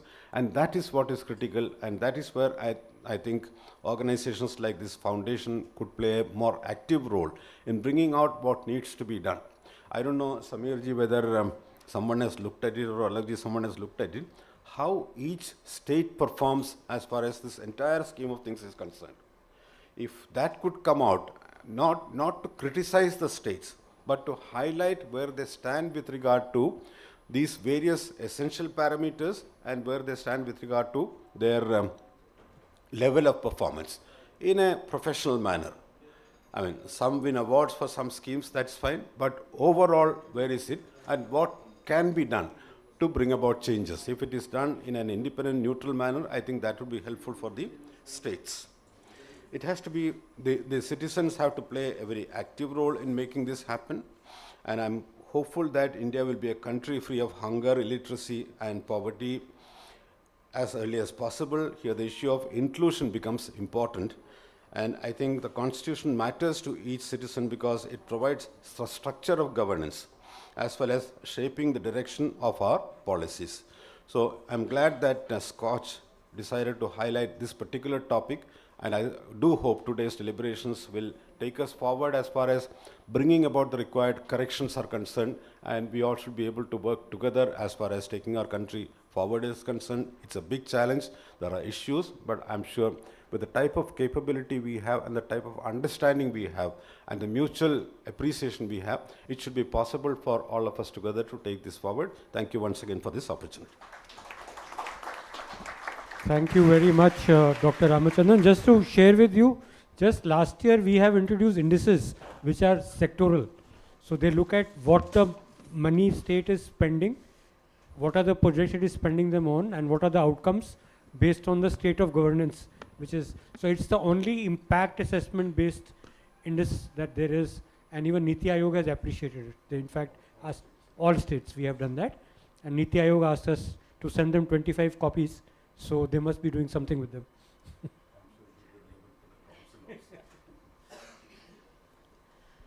Ladies and gentlemen, as Secretary, Urban Development, Dr. M. Ramachandran spearheaded several new initiatives, including public-private partnership projects and many more. Thank you so much, sir, for being here. ये समय है, जैसा कि आप देख पा रहे हैं, सर पहले ही वहाँ पहुँच चुके हैं. ये समय है एक बार फिर से हम हमारे स्कॉच अवार्ड्स की ओर अग्रसर हो रहे हैं. Thank you so much, sir. हम सबसे पहले सिल्वर स्कॉच अवार्ड की इस समय इस सेगमेंट में घोषणा कर रहे हैं. ये दिया जा रहा है directorate of social welfare and tribal affair Mizoram को, उनके project state social welfare and rehabilitation centre. मैं मिस लाल नुवामी तलाऊ हमारे बीच में हैं, उनसे निवेदन करूंगी. I request you ma'am to kindly proceed towards the stage and receive this award for your organization, Directorate of Social Welfare and Tribal Affair Mizoram, for their project State Social Welfare and Rehabilitation Center.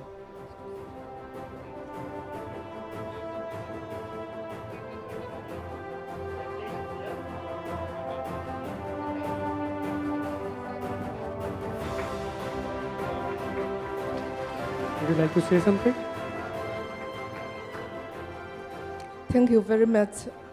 On behalf of State Social Welfare and Rehabilitation Center, this is our center, and also Government of Mizoram Social Welfare Minister, and our Chief Minister, Pulal Joma.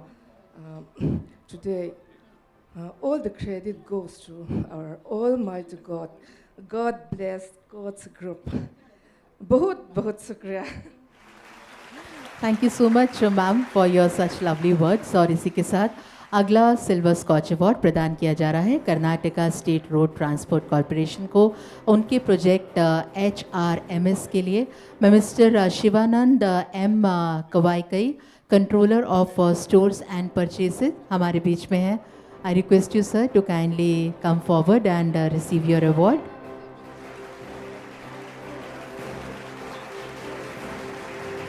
Mr. Shivanand M. Kawalikai, Controller of Stores and Purchases.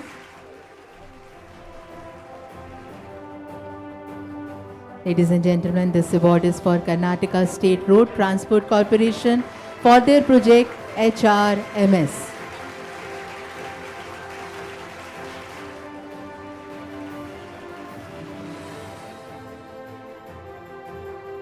और इसी के साथ अगला silver scotch award प्रदान किया जा रहा है डॉक्टर YSR हॉर्टिकल्चर यूनिवर्सिटी को, उनके project mass production and supply of bio agents to the farmers. मैं निवेदन करूंगी doctor S.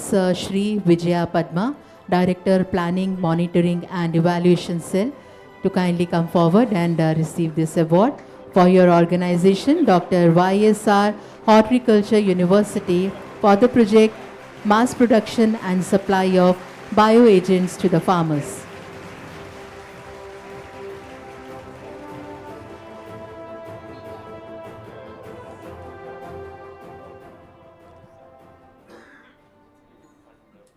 This is Dr. S. Sri Vijay Padma, Director Planning and Monitoring Cell, Dr. YSR Horticulture University, West Godavari District, Andhra Pradesh.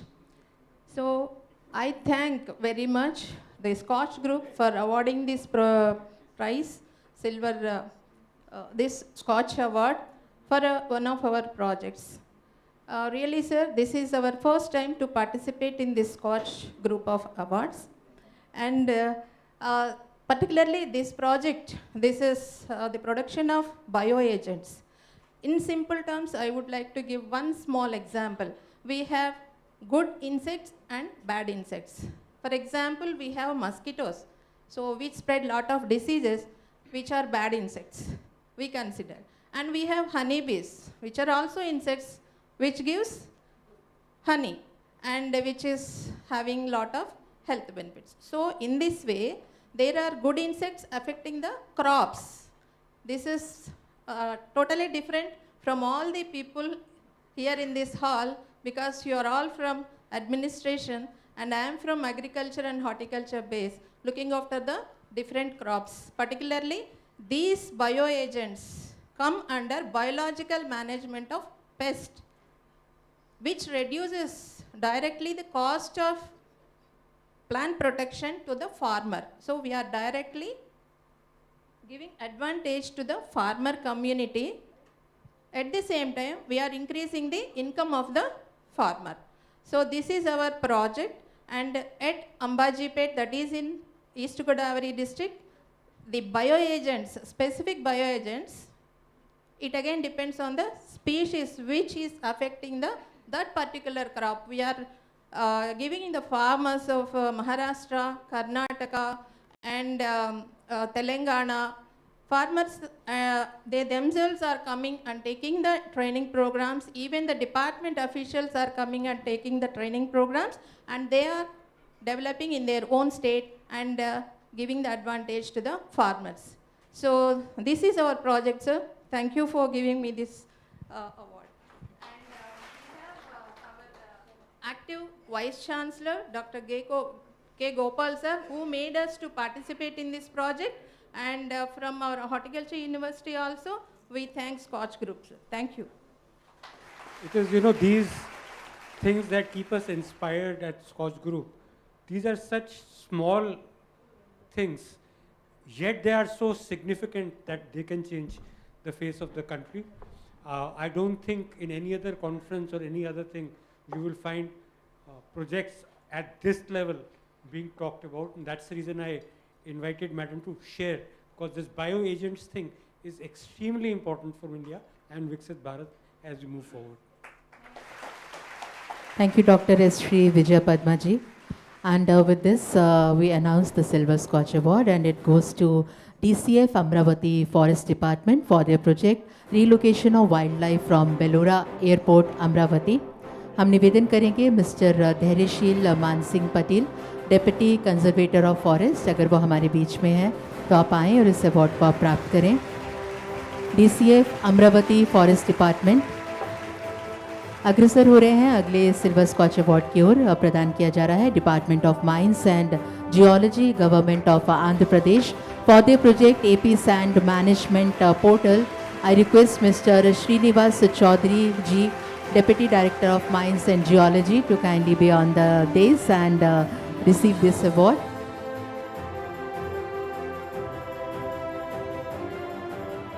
देवी सज्जनों, ये हमारा बहुप्रतिष्ठित silver scotch award इस समय प्रदान किया जा रहा है department of mines and geology, government of Andhra Pradesh, उनके project AP sand management portal के लिए.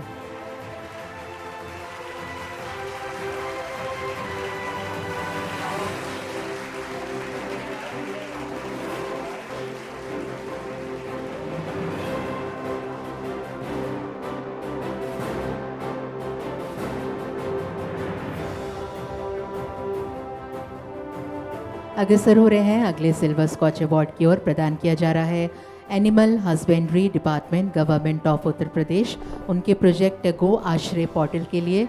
मैं निवेदन करूंगी doctor Raghavendra Yadav, joint director गौशाला, आप मंच पर आएँ और इस अवार्ड को आप प्राप्त करें. Ladies and gentlemen, Dr. Raghavendra Yadav, Joint Director, Gaushala, is here to receive this Silver Scotch Award for Animal Husbandry Department, Government of Uttar Pradesh, for their project Goashray Portal.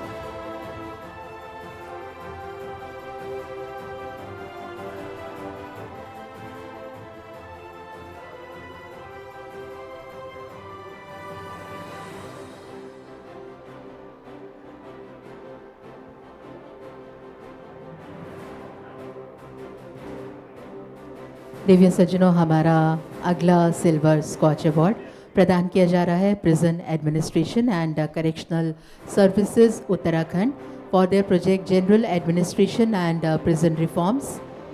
मैं mister Pawan Kothari, jailer district jail Dehradun से निवेदन करूंगी कि वो मंच पर आएँ और इस अवार्ड को आप प्राप्त करें। Ladies and gentlemen, we have the valuable presence of Mr. Pavan Kothari, Jailer District Jail, Dehradun, receiving the Silver Scotch Award for Prison Administration and Correctional Service, Uttarakhand, for their project General Administration and Prison Reforms.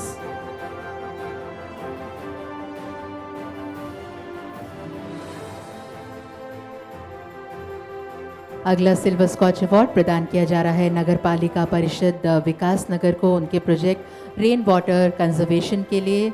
I request mister Badri Prasad Bhat, executive officer, to kindly be on the stage and receive the award. Ladies and gentleman, Nagar Palika Parishad Vikas Nagar for their project rain water conservation silver scotch award.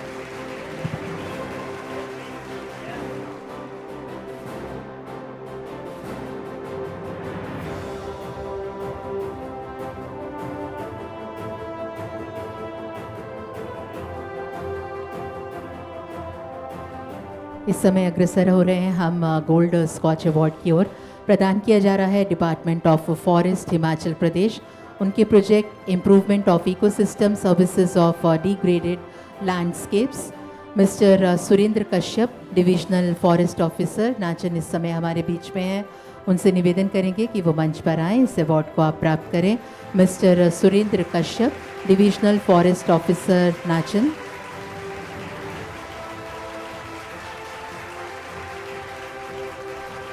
Ladies and gentlemen, this is our Gold Scotch Award for Department of Forest, Himachal Pradesh, for their project Improvement of Ecosystem Services of Degraded Landscapes.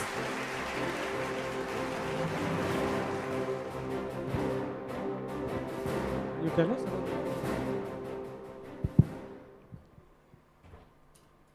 I am thankful to Scotch Foundation for recognizing our sincere efforts for environment conservation.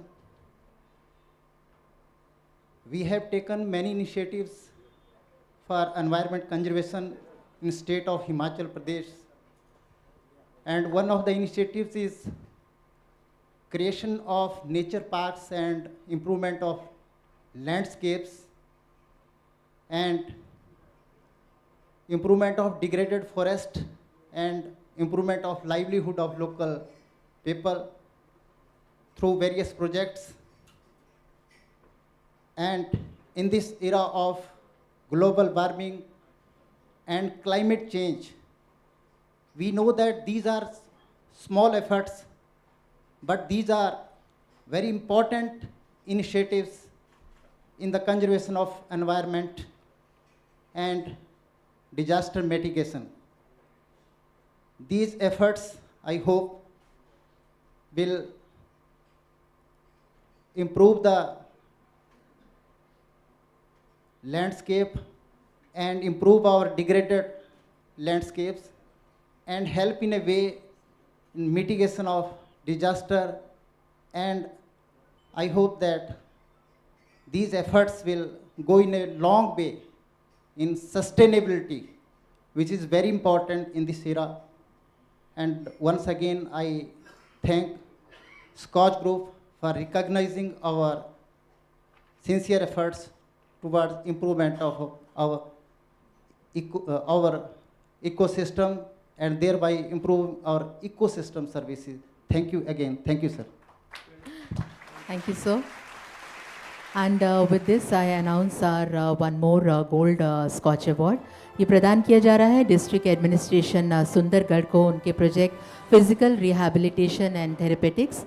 मैं doctor CM Shankar, nodal officer rehabilitation service Sundargarh से निवेदन करूंगी, अगर वो हमारे बीच में हैं तो मंच पर आएँ, इस अवार्ड को प्राप्त करें. District administration Sundargarh. अगले अवार्ड की तरफ हम अग्रसर हो रहे हैं. गोल्ड स्कॉच अवार्ड प्रदान किया जा रहा है गुजरात पॉल्यूशन कंट्रोल बोर्ड को उनके project web based decision support system for environmental clearance and initiative of environmental governance. Mr. Devang Thakur, Member Secretary, is here to receive the award. Ladies and gentlemen, this is our Gold Scotch Award for Gujarat Pollution Control Board. Let's put our hands together, ladies and gentlemen. Thank you.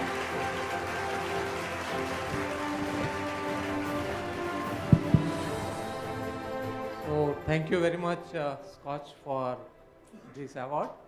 Our award is for e-governance, and when I say e-governance, it's an environment governance. We believe that development is a journey and environment is a destination. And in an inaugural speech, Professor Dev said, now it's a thing to time for sustainable development. And when we talk about a sustainable development, we think about a development without compromising environment. And these efforts, we are a regulator, we do our things with a command and control. But here now we have started changing our stance, not merely adopting a role of a police, but facilitating a stakeholder through our role of a doctor. And this, our e-governance platform, it's an attempt into this, and we believe that we will continue to carry it forwards in other aspects too. Such accolade comes with additional responsibilities also. So this will infuse more enthusiasm and inspiration in my team. I once again thanks for recognizing our efforts for the e-governance. Thank you. धन्यवाद sir. और इसी के साथ अगले gold scotch award की तरफ हम अग्रसर हो रहे हैं. ये प्रदान किया जा रहा है inspector general of registration and superintendent of stamps Madhya Pradesh, उनके प्रोजेक्ट संपदा 2.0 के लिए. Mister Swapnesh Sharma, senior district registrar, is here to receive this award. Ladies and gentlemen, let's put our hands together for Inspector General of Registrations and Superintendent of Stamps, Madhya Pradesh. Thank you to the SKOCH Group, especially Samir sir, to recognizing the effort of e-governance by the state of Madhya Pradesh. I am representing Inspector General of Registration, that is coming under Commercial Tax Department. We have started a project for the e-registration of the document and e-stamping. By doing so, we are doing our bid for the sustainable development also. By presenting this case here, we have introduced 75 documents which can be registered without coming to the sub-registrar offices. This is a completely paperless system. Now the registries in Madhya Pradesh are in DMAT form. All the e-stamps are in DMAT form. By doing so, we estimate that around 3,000 tons of carbon footprints would be saved by reducing the travel time of the customers. Apart from that, 2 crores of papers would be reduced by printing those documents. And by doing so, approximately 5,000 trees would be preserved, not to be cut for that paper. That is our presentation. Thank you so much. Thank you. Thank you so much sir. हमारे इस segment का आखिरी gold scotch award इस समय प्रदान किया जा रहा है Uttar Pradesh police recruitment and promotion board को उनके project recruitment of 60,244 constables in UP police. If we have mister Ashok Kumar Singh, Additional Director General of Police amongst us, I request you sir to kindly be on the dais and receive this award for UP Police, ladies and gentlemen, Recruitment and Promotion Board for their wonderful project, recruitment of 60,244 constables in Uttar Pradesh Police. Mr. Ashok Kumar Singh, Additional Director General of Police, is here to receive this award. Good morning, everyone. This award I am receiving on behalf of DGP Uttar Pradesh, Mr. Rajiv Krishna. He was the chairman of the recruitment board at the time. Also on behalf of chairman, UP Police Recruitment and Promotion Board at present, Mr. Shripad Sirodkar. I would like to just mention that last year was a very challenging time for most of the recruitment bodies. As reported in one of the media, about 41 paper leaks, hackings, and similar other events happened, which resulted in cancellation of many of the exams from 2019 to 24. But this was a very challenging task for Uttar Pradesh Police Recruitment and Promotion Board. And Mr. Rajiv Krishna, then as chairman of the board, he did the job meticulously, and we devised many SOPs, accepted the challenge. All the stakeholders were taken into consideration, and under the guidance of Honorable Chief Minister UP, we were able to conduct this examination successfully. And I would like to share, and we are happy to share, that at present, those 60,000 recruits are under training. We conducted this examination not only transparently but efficiently, and it was in 3-4 different stages, and all the different stages were successfully conducted. I thank SKOCH Group for giving this award to Uttar Pradesh Police Recruitment and Promotion Board. Thank you. Thank you very much. Thank you so much sir. Divya सज्जनों, इसी के साथ हम एक और बहुप्रतिष्ठित scotch award की घोषणा करते हैं. दिव्य सज्जनों, Skoch public service award for excellence in law and order आज प्रदान किया जा रहा है श्री राजीव कृष्णा, डीजीपी उत्तर प्रदेश पुलिस को. And to receive this award on behalf of Shri Rajiv Krishna ji, I once again invite mister Ashok Kumar Singh, honourable director general Uttar Pradesh police recruitment board and additional director general of police Uttar Pradesh.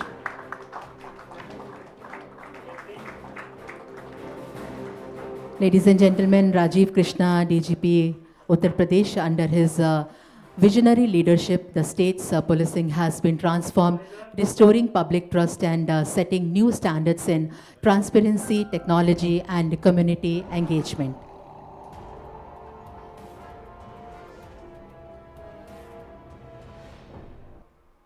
Ladies and gentlemen, with a zero-tolerance approach to crime, he directed thousands of operations leading to major arrest, neutralization of fugitives, and significant seizures, setting a benchmark for modern citizen-centering policing.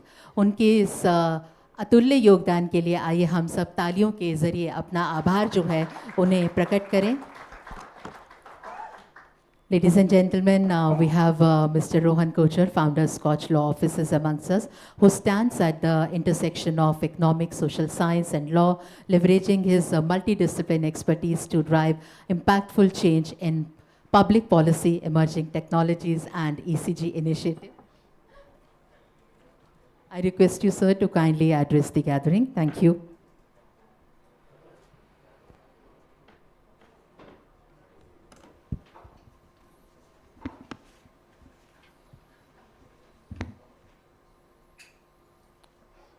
Ladies and gentlemen, across our great nation, there is consensus on one small thing, that whenever there is an auspicious occasion, be it a marriage in the family or the birth of a child, there is always a 100 rupee note which is given with a 1 rupee coin. And the journey that SKOCH Group has seen across 100 summits today, it is seeing the Shagun in the 101st SKOCH Summit, so it's an auspicious day. I must say I've seen the entire SKOCH family come up since 1997 and work hard to make this day a reality. So many congratulations to all of you for being a part of this journey, and thank you very much. A very warm welcome to the honorable ministers, honorable justices, India's leading economists, constitutional law experts, distinguished public service leaders, captains of industry, doyens of your respective domain. As the saying goes, if I have seen further, it is by standing on the shoulders of giants. And I humbly salute those amongst us and those who will be joining us through the course of the day. Thank you very much for your kind presence this morning from the length and breadth of this great nation at the 101st Scotch Summit in New Delhi. Scotch has been at the forefront of nudging government to regulate online gaming in a way that balances innovation with social responsibility, always working towards the betterment of all stakeholders. Over the past several years, it has engaged in a wide range of actors, state governments, regulators, medical experts at AIMS, legal scholars, industry leaders, to build consensus on a regulatory framework that is constitutionally sound, socially ethical, and economically viable, backed by empirical compliance studies and continuous dialogue with policymakers across several states. Scotch's work has helped shift the regulatory conversation from fragmented debates to a comprehensive, evidence-based, and stakeholder-driven approach that promotes responsible growth for the India's gaming ecosystem. Scotch has also come up with a comprehensive discussion framework on regulating gaming. Against this backdrop, the government should see Scotch as an important stakeholder in the gaming-related legal landscape changes. The Promotion and Regulation of Online Gaming Act 2025 is indeed a landmark initiative, being the first national statute to address this sector. And because of its dual qualities of being a novel and an ambitious initiative, it is all the more important that its implementation is robust, fair, and constitutionally sound. This lecture, therefore, is titled Towards Responsible Regulation of Online Gaming in India. The Honorable Prime Minister has rightly flagged that the mental harm caused by certain forms of online gaming, while welcoming the Online Gaming Act as a step that safeguards society, even as it boosts India's e-sport ecosystem. Scotch has addressed this very concern in its recent discussion paper, which highlights how exploitative mechanics such as loot boxes, microtransactions, and gambling-style incentives aggravate risks of addiction, psychological harm, especially in a country with limited mental health care infrastructure.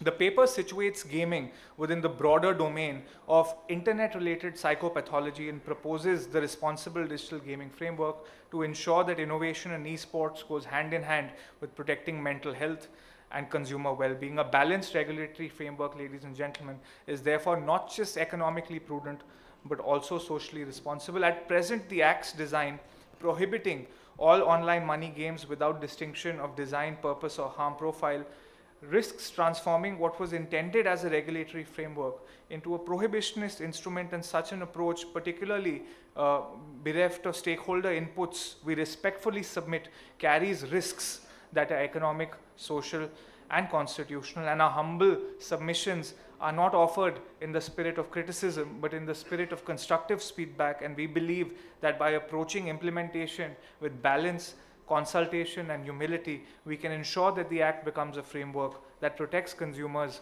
supports innovation, and respects our constitutional traditions. We had the privilege of listening to Professor R. Kavita Rao, who said the tax to GDP ratio of states has been steadily increasing, and the center's trends have been slightly more volatile.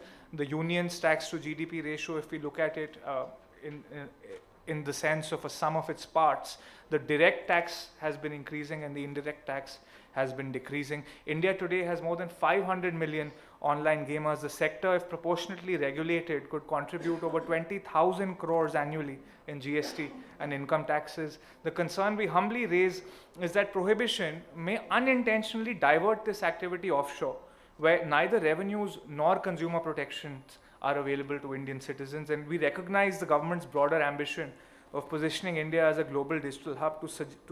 To make this a reality, we suggest that regulation rather than prohibition is more consistent with fostering investor confidence and encouraging innovation across adjacent sectors such as fintech, education, and advertising technology. A prohibition-first approach sends a chilling signal to innovators and investors, deters capital inflows, and may threaten to hollow out adjacent sectors such as gamified education. International experience demonstrates that demand does not vanish with prohibition. It migrates into informal and offshore spaces where enforcement becomes near impossible. These were the economic considerations, ladies and gentlemen. If we look at the social and public health risks, the social harms of compulsive play and addiction are real, and we acknowledge the government's duty to address them. At the same time, we respectfully submit that regulation provides more effective tools than prohibition, visibility of platforms, parental control, spending caps, grievance redressal, and independence audits being some of them. If the activity does shift underground, these safeguards are lost, and regulators are left without levers for intervention. A balanced regulatory model, therefore, serves both economic and public health objectives. We had the privilege of listening to Dr. M. Ramachandran today, who said the democratic federal structure should function in a proper way, and if we are to discuss the constitutional safeguards on constitutional design, we humbly request that care be taken to preserve the balance between union and state powers.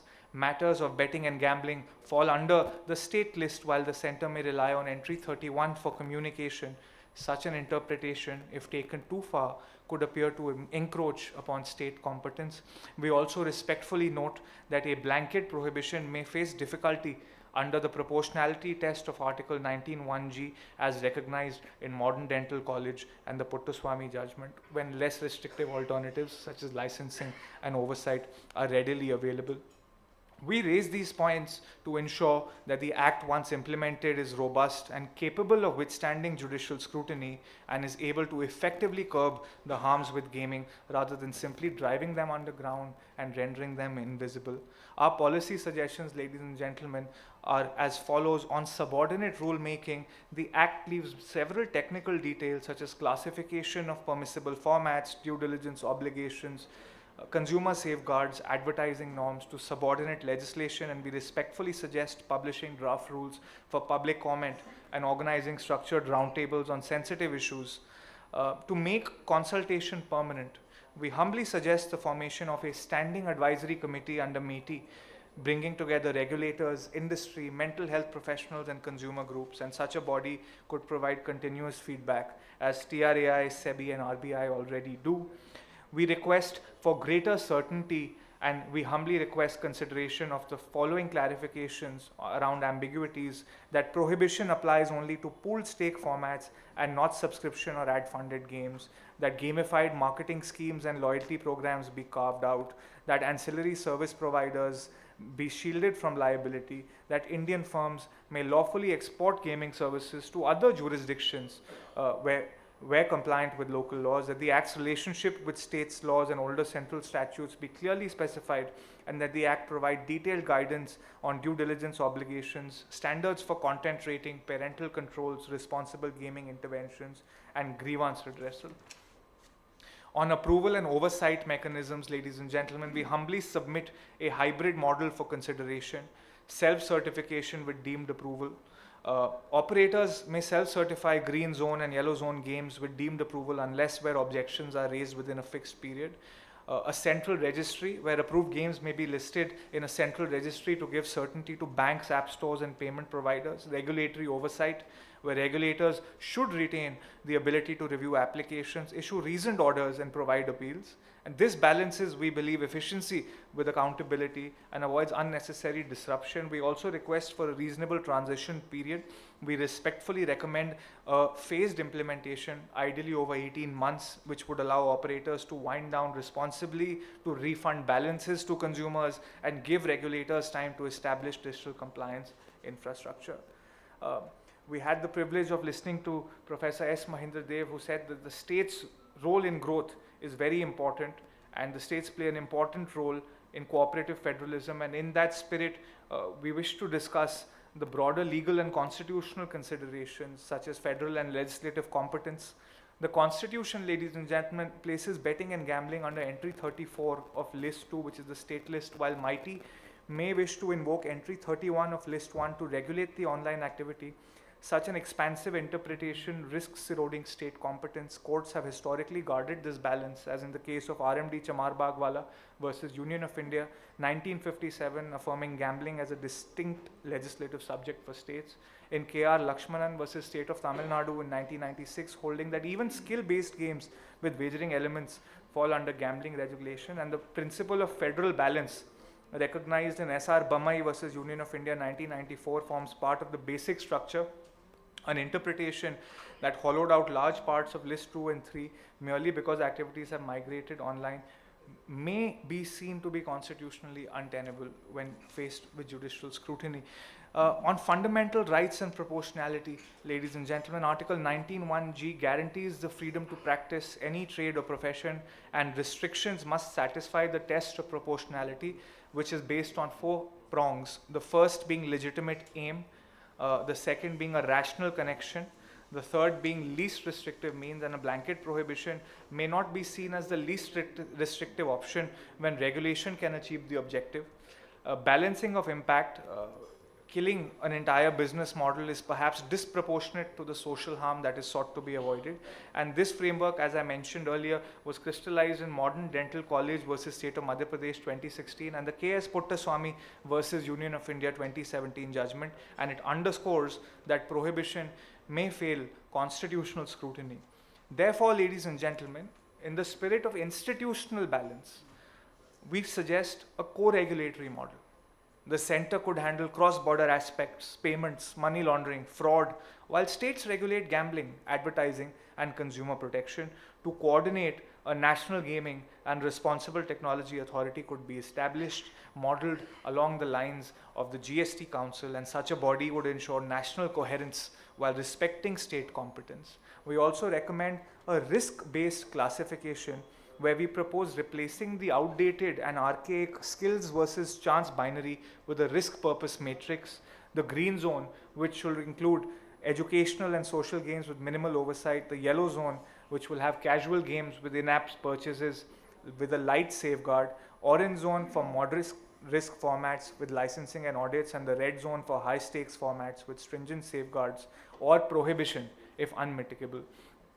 Corporate digital responsibility needs to be embedded in licensing obligations, parental controls, spending caps, playtime prompts, cooling off periods, independent audits, design features that exploit compulsive behavior, strict advertising codes, particularly around celebrity endorsements, independent ombudsmen for grievances, transparency dashboards with quarterly compliant data. This, ladies and gentlemen, in our view, would align India with international best practices and send a strong message of responsible governance. In summation, ladies and gentlemen, the Promotion and Regulation of Online Gaming Act 2025 is a milestone. It is a landmark initiative. Our suggestions are humble recommendations intended to strengthen its implementation. We believe that a framework that is consultative in process, proportionate in design, and cooperative in governance will safeguard consumers, preserve revenues, and enhance India's reputation as a responsible digital leader. We place these thoughts before you with the utmost respect and stand ready to support the government in refining rules, engaging with stakeholders, and building institutional capacity. Thank you.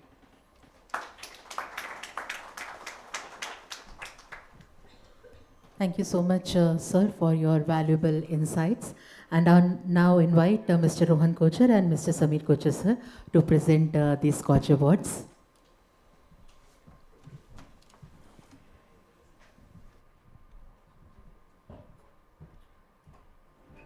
Ladies and gentlemen, our Silver SKOCH Award goes to Zilla Parishad Amravati for their project Mission Melghat at 28. I request Ms. Sanjita Mohapatra, Chief Executive Officer, to kindly be on the stage and receive this award. देवियों सज्जनों, यह हमारा silver scotch award है। इस समय प्रदान किया जा रहा है ज़िला परिषद अमरावती को उनके प्रोजेक्ट मिशन मेलघाट एट 28 के लिए।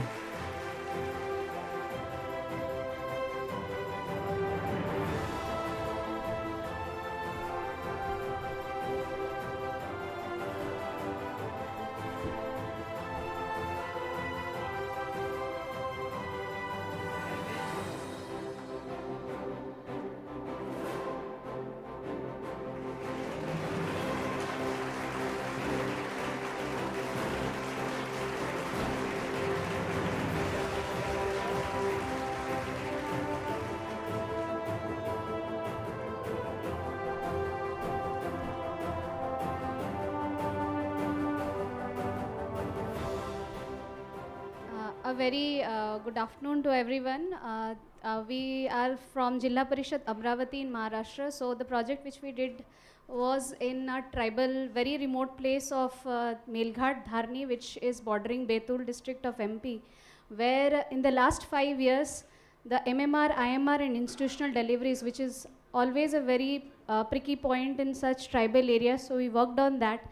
And in last 5 years, we have brought down our IMR from 38 to 15.4, our MMR from 160 to 64, and our institutional deliveries from 73% to 97%. And it has happened by the foot workers, the foot soldiers, the real workers who work, my Asha, Anganwadi and CHOs and my DHO, District Health Officer, who work day in, day out. So I would like one of them to share with you how they work. So it will be really nice. It's a big achievement for them.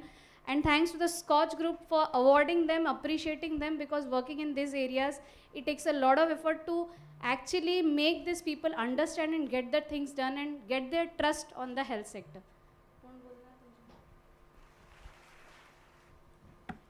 मैं सबका धन्यवाद करना चाहूँगी इस award के लिए।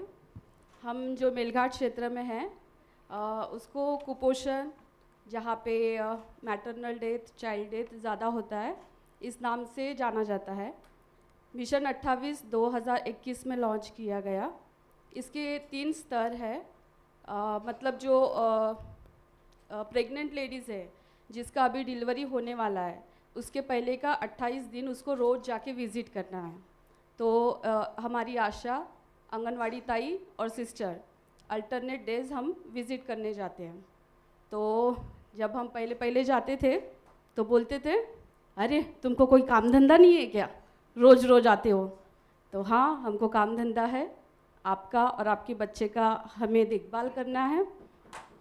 तो बस मिशन 28 में बस होम विज़िट देना इतना ही नहीं है, जहाँ पे हम रोज़ पेपर में देखते हैं कि उसका बीपी कितना है, उसका एचबी कितना है, उसका यूरिन अल्बुमिन शुगर, हम वो ट्रेस करते हैं, जिसमें पता चलता है कि ये जो एएनसी है वो हाई रिस्क है या नहीं है। तो उससे बहुत बड़ा हमको मदद मिली है कि जहाँ पे हमारी डिलीवरी के टाइम में भागदौड़ होती थी कि ये जो लेडीज़ है इसका बीपी एकदम से बढ़ गया है, तो वो मॉनिटर होने लग गया, और वो जो मैटरनल डेथ है, चाइल्ड डेथ है, वो कम होने लग गया। वही जो लेडीज़ है उसकी डिलीवरी होने के बाद हम और 28 दिन तक माँ और बच्चा दोनों को हम विज़िट देते हैं। उसमें देखते हैं कि बच्चे का कलर पीला है क्या, माँ को कोई तकलीफ़ है क्या, ये सब चीज़ें हम 28 दिनों तक देखते हैं। इसके वजह से पहले तो ऐसा लगता था कि क्या है ये नया नया, लेकिन जब हमने साल के अंत में हमारा जब रिज़ल्ट देखा, तो जहाँ पे हमारा डिलीवरी जो था 80 था, जो साल में 80 होता था, उसमें से 27 से 26 डिलीवरी वो घर पे होता था, और जो घर पे डिलीवरी होता है उसमें ही सबसे ज़्यादा बच्चों की डेथ होती थी। लेकिन जब हमने देखा तो वो जो रेट है वो एकदम से कम होने लग गया। जहाँ पे 26-27 था वहाँ पे 4, 3, 2, 1 और अभी 0 पे आ गया है। जहाँ पे साल में मेरे गांव में 6 से 7 डेथ होता था बच्चों का, वो दूसरे साल में 3 हो गया, 2 हो गया, और पिछले 3 सालों में 0 हो गया। तो ये हमारे लिए बहुत मैं धन्यवाद देती हूँ कि हमारे इस छोटे से क्षेत्र में आपने हमारी सराहना करके ये अवार्ड दिया, इसलिए मैं आपका धन्यवाद करती हूँ। Thank you so much. हम ज़िला परिषद अमरावती के इस सुंदर प्रोजेक्ट के लिए, जिसको उन्होंने न केवल क्रियान्वित किया बल्कि उसे सफल भी बनाया, उसके लिए बधाई भी देते हैं, उनका धन्यवाद करते हैं। और इसी के साथ अगले सिल्वर स्कॉच अवार्ड की तरफ हम अग्रसर होते हैं, जो दिया जा रहा है HLL लाइफ केयर लिमिटेड को उनके प्रोजेक्ट अमृत के लिए। अमृत यानी affordable medicine and implants for treatment. मैं मिस्टर बेनी जोसेफ जी इस समय हमारे बीच उपस्थित हैं, vice president and group head pharma. उनसे निवेदन करूंगी मंच पर आएँ, इस अवार्ड को आप प्राप्त करें।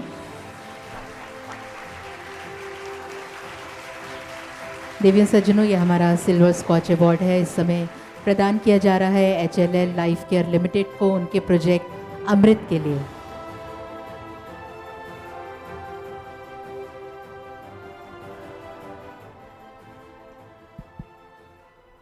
Good afternoon all. First of all, thank you very much for the SKOCH Group to consider Amrita Pharmacy for this prestigious SKOCH Award. Amrita Pharmacy, as detailed, is affordable medicines and reliable implants for treatment. So it's a chain of retail pharmacies. It's a Ministry of Health, Government of India initiative. We are actually providing affordable medicines, surgical items and implants, the quality products at a discount of up to 50% from the MRP on an average. So around 240 plus Amrita pharmacies are operating on pan-India basis, and we are daily serving around 45,000 plus patients on a pan-India basis. So once again, thank you very much for the SKOCH Group to consider Amrita Pharmacy for this initiative. Thank you sir. और अगला silver scotch award प्रदान किया जा रहा है southern power distribution company of Telangana limited को उनके project electricity command control centre के लिए, that is ECCC। Mister Musharraf Farooqui, IAS chairman of managing director, is here to receive this award. Mister Musharraf Farooqui, IAS chairman and managing director, receiving Silver Scotch Award for Southern Power Distribution Company of Telangana Limited for their project Electricity Command Control Center. Our next Silver Scotch Award goes to Odisha State Handloom WCS Limited, उनके project implementation of ERP in Bionica. Miss Guha Poonam Tapas Kumar अगर हमारे बीच उपस्थित हैं, उनसे निवेदन करेंगे वो मंच पर आएं।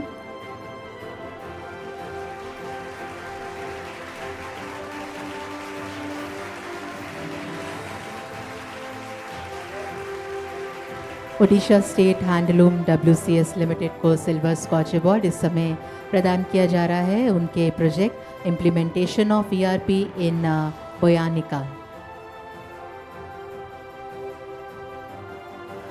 अगला सिल्वर स्कॉच अवार्ड दिव्य सज्जनों प्रदान किया जा रहा है शबरी आदिवासी विधवा विकास महामंडल मर्यादित नासिक को उनके project NSTFDC based loan scheme and state sponsored loan scheme के लिए। निवेदन करेंगे मिस लीना मोरेश्वर बंसोत से, जो मैनेजिंग डायरेक्टर हैं। इस समय उनसे निवेदन करेंगे मंच पर आएँ और इस अवार्ड को आप प्राप्त करें।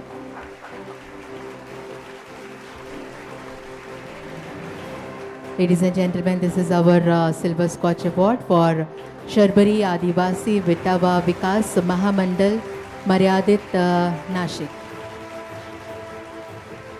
बताएंगे आप प्रोजेक्ट के? Ladies and gentlemen, thank you so much, SKOCH Group, for this award and this opportunity to speak about our work. It all started with an elderly person coming to me, and he was in a state of distress. He said, kindly permit me to commit suicide. And I said, what happened? So he's a tribal from Ahmednagar, Ahilyanagar district of Maharashtra. And he had taken a small loan for a tractor, maybe 10 years ago. His land was hypothecated, and he said that he had repaid the loan quite regularly for many years. However, the loan that he repaid was in cash. And the person who collected the cash from him did not deposit it in the accounts of the Shabri Corporation. And the loan and the interest burden increased on him so much so that a rupees 5 lakh loan now became the repayment, the interest, etc. It became more than 12 lakhs. He wanted to sell off his land. He could not because the land was hypothecated. And therefore the distress. that made me think, why can't we bring the entire solution online, right from application process, and not just the application process, but up to the repayment also. If the repayment also can happen online through UPI, through internet banking, and thus reducing the burden of a tribal from a far-flung area to come up to the bank branch to deposit a petty sum of 10-15,000 as his EMI. And that is why we started working on the loan portal, and I'm very happy to submit that the entire loan processing time has been reduced by over 90 days, bringing in more transparency, efficiency, and reducing the need for our tribal people travel hundreds of miles just to repay their EMI. So thank you for recognizing us. Thank you. Thank you so much ma'am. हम अगले silver scotch award की तरफ अग्रसर हो रहे हैं. दिया जा रहा है कडपा म्युनिसिपल कॉरपोरेशन को उनके project development of public parks and junction improvement. I request Mr. Manoj Reddy, Commissioner, to kindly be on the dais and receive this award. Mr. Manoj Reddy, Commissioner. Kadapa municipal corporation को silver scotch award इस समय प्रदान किया जा रहा है उनके project development of public parks and junction improvements. Good afternoon, everyone. This is Manoj from Kadapa Municipal Corporation, Andhra Pradesh. I feel privileged to take this award today, and especially in front of our Honorable Minister Savita Garu, and who is representing the government of Andhra Pradesh, who are very instrumental in providing support to the development of parks and junctions in Kadapa. Parks and junctions are usually done everywhere across the towns, but what made this special is how it brought change in tenor of the city. The Kadapa city is usually known to be a very backward city. However, with this development, whoever has come definitely go out of the town with a changed mindset, a changed attitude of how Kadapa looks. So that is the importance of this project I felt, and I thank my predecessor, Mr. Praveen Chand sir, for his valuable contribution to this, and also all the staff of Kadapa Municipal Corporation and to the government of Andhra Pradesh. Thank you everyone. बहुत धन्यवाद sir. अगला silver scotch award प्रदान किया जा रहा है जल Jeevan mission Assam को उनके प्रोजेक्ट जल जीवन मिशन के लिए. मैं mister Pallav Kumar Das, additional chief engineer, से निवेदन करूंगी कि वो मंच पर आएँ. Request you sir to kindly be on the dais and receive this award for Jal Jeevan mission Assam.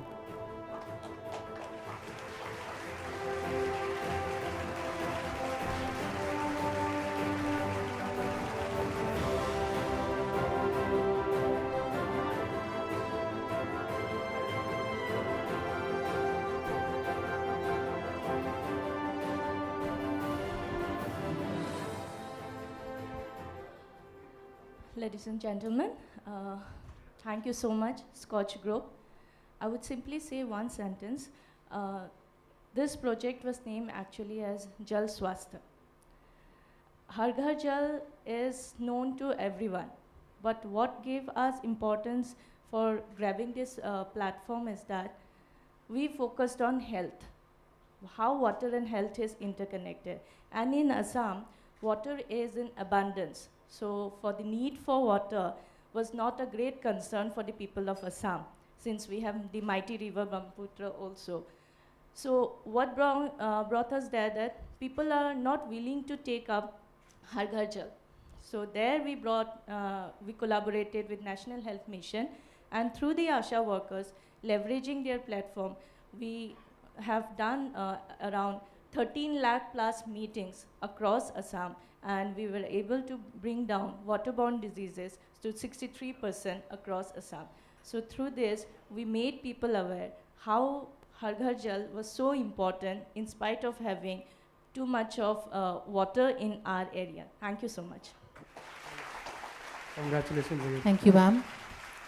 और इसी के साथ district administration Udhampur Jammu and Kashmir को उनके प्रोजेक्ट दीदी की रसोई कैंटीन्स के लिए सिल्वर स्कॉच अवार्ड प्रदान किया जा रहा है. मिस सलोनी राय इस समय हमारे बीच में हैं, डेप्यूटी कमिश्नर. उनसे निवेदन करेंगे मंच पर आए, इस अवार्ड को आप प्राप्त करें. Ladies and gentlemen, District Administration Udhampur, Jammu and Kashmir for their project Didi Ki Rasoi Canteens receiving Silver Scotch Award. क्या है दीदी की रसोई? Thank you. Good evening. Good afternoon, everyone. And would like to thank the SKOCH Group for this prestigious award. And Didi Ki Rasoi is our initiative where we have started women-run canteens, especially in the government institutions and colleges. So this was basically tackling two issues. We are providing sustainable livelihood to the women, and we are also providing nutritious food to the college students, because nutrition of the youth and the women empowerment were the two driving forces behind this project, and we thank the SKOCH Group for recognizing this effort of ours. Thank you. अगला silver award silver scotch award प्रदान किया जा रहा है ज़िला पंचायत कोपल को उनके प्रोजेक्ट नेचुरल रिसोर्सेज मैनेजमेंट के लिए mister Prakash Vidar project director project director उनसे निवेदन करेंगे मंच पर आएँ. Ladies and gentleman, silver scotch award for Zila Panchayat Koppal for their project natural resource management.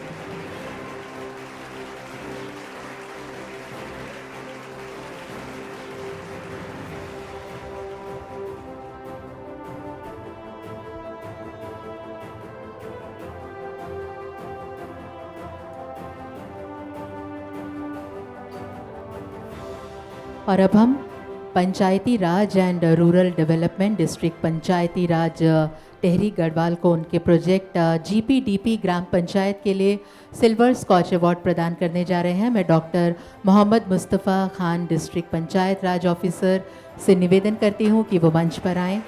Doctor Mohammad Mustafa Khan district Panchayat Raj officer receiving silver scotch award for Panchayati Raj and rural development District Panchayat Raj Tehri Garhwal for their project GPDP Gram Panchayat. GPDP क्या है? ये जैसा आप जानते हैं, सबसे पहले मैं स्कॉच ग्रुप को धन्यवाद देना चाहूँगा कि उन्होंने इस काबिल समझा, और माननीय प्रधानमंत्री जी का विज़न है सबका साथ सबका विकास सबका प्रयास, और उसी के परिप्रेक्ष्य में हमारे जो माननीय मुख्यमंत्री जी, हमारे Panchayati Raj department Uttarakhand and central government, और हमारे सचिव और डायरेक्टर महोदया, सभी के प्रयास से माननीय हमारे पंचायती राज मंत्री जी का ये विज़न था कि समाज के अंतिम पंक्ति में जो व्यक्ति खड़ा है उसके लिए योजनाएं बनाई जाएं. तो ग्राम पंचायत डेवलपमेंट प्लान जीपीडीपी, ग्राम पंचायत डेवलपमेंट प्लान, ग्राम पंचायत विकास योजना, जैसा हम जानते हैं कि समाज के अंतिम पंक्ति में जब का योजनाएं आप बनाएंगे तो नेचुरल उनका विकास होगा. तो हम लोग उनका प्लान बनाते हैं, और हमने सबसे पहले जो बूढ़ा केदार के पास एक ग्राम पंचायत है गेवाली लास्ट गांव है, उसके नीचे जखाना में जिलाधिकारी महोदय मयूर दीक्षित सर भी वहाँ गए थे. वहाँ पे हम लोगों ने जब ये प्लान बनाया तो हमने एक प्लान बनाने की नई टेक्नोलॉजी अडॉप्ट की कि उसमें जो सबसे लास्ट में हमने महिला सभा कराया, फिर बाल सभा कराया ग्राम पंचायत डेवलपमेंट प्लान में. तो जो सबसे लास्ट में महिला बैठी थी, जो सबसे बुज़ुर्ग थी उस गांव की, उनको लाके हम लोगों ने स्टेज पे बैठाया.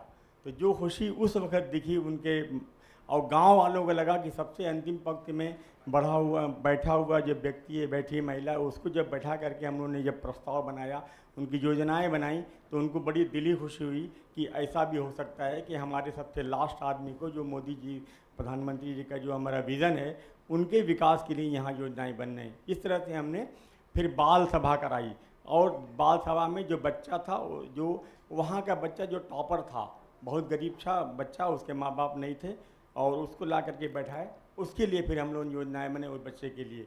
तो वो, और फिर हम लोगों ने उस बच्चे को ये कहा जो भी तुम्हारी फीस होगी हम लोग उसको जमा करेंगे. तो बेसिकली ग्राम पंचायत डेवलपमेंट प्लान का यही कंसेप्ट है कि गांव के अंतिम छोर पे जो व्यक्ति खड़ा हुआ उसके लिए योजनाएं बनाई जाएं.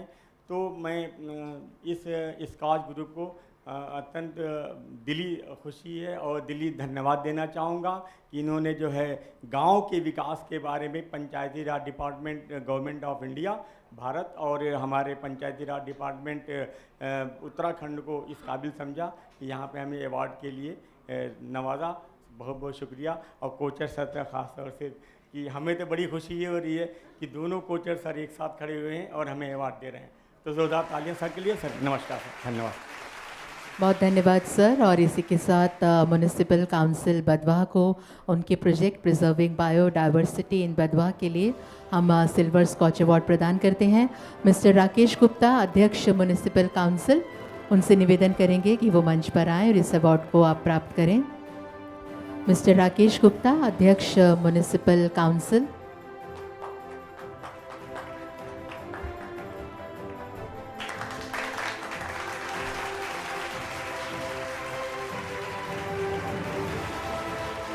Ladies and gentlemen, this is our Silver Scotch Award.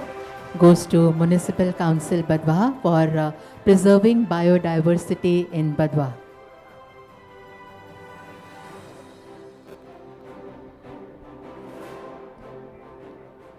नर्मदे हर।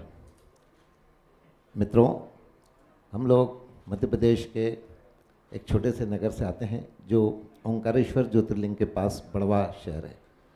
हम लोगों ने देखा है वहाँ पे बहुत समय से जो पुण्य सलीला माँ नर्मदा बहती है, जिसको हमारे यहाँ कलयुग की गंगा कहते हैं, उसमें बहुत सारा अर्बन का और रूरल एरिया का बहुत सारा सीवरेज वाटर जो लगातार हमारे नर्मदा जी के प्रवाह को अपवित्र कर रहा था।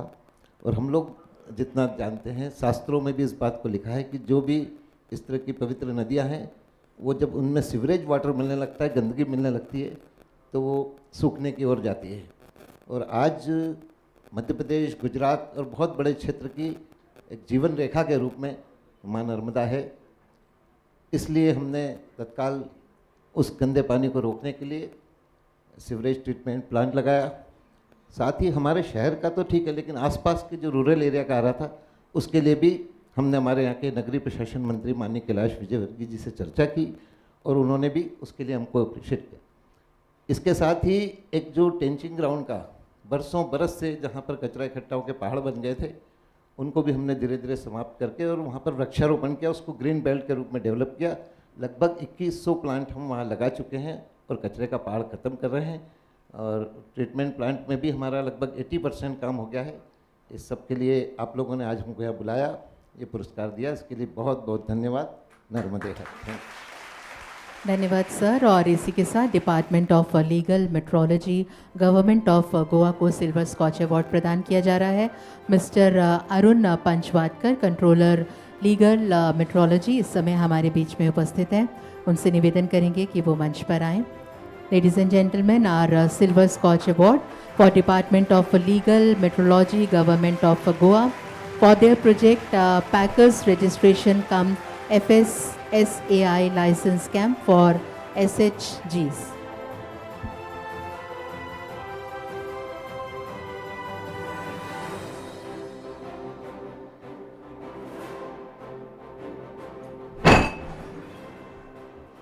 दिव्य सज्जनों, अगला सिल्वर स्कॉच अवार्ड इस समय प्रदान किया जा रहा है directorate of horticulture, department of agriculture, government of Bihar को उनके प्रोजेक्ट मशरूम रेवोल्यूशन के लिए। मिस्टर अभिषेक कुमार, डायरेक्टर, इस समय अगर हमारे बीच में हैं, उनसे निवेदन करेंगे कि आप मंच पर आएँ। अगले अवार्ड की तरफ हम अग्रसर हो रहे हैं। हमारा सिल्वर स्कॉच अवार्ड इस समय दिया जा रहा है prosecution department, government of Rajasthan को उनके प्रोजेक्ट ई प्रोसिक्यूशन के लिए। मैं मिस्टर रवि शर्मा, डायरेक्टर, हमारे बीच उपस्थित हैं। उनसे निवेदन करूंगी कि आप मंच पर आएँ। यह हमारा सिल्वर स्कॉच अवार्ड है prosecution department, government of Rajasthan for their project E prosecution.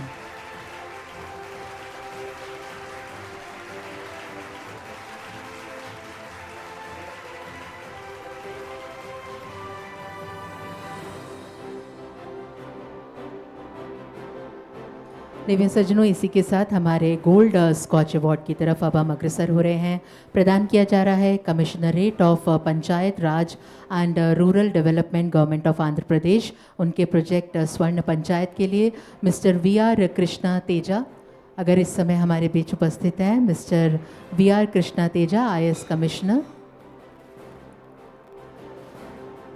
अगले अवार्ड की तरफ हम अग्रसर हो रहे हैं। ये भी हमारा गोल्ड स्कॉच अवार्ड है। इस समय प्रदान किया जा रहा है department of fisheries, government of Himachal Pradesh को उनके project conserving golden mahseer through captive breeding. Mister Vivek Chandel, director cum warden of fisheries हमारे बीच उपस्थित हैं। उनसे निवेदन करेंगे आप इस अवार्ड को प्राप्त करें।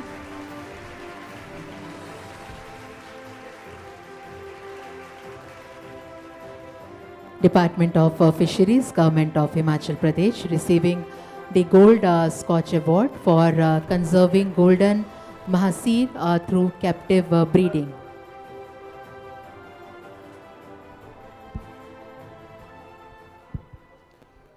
I would like to thank Mr. Kocher and SKOCH Group. I accept this award with humility, gratitude, and a sense of pride.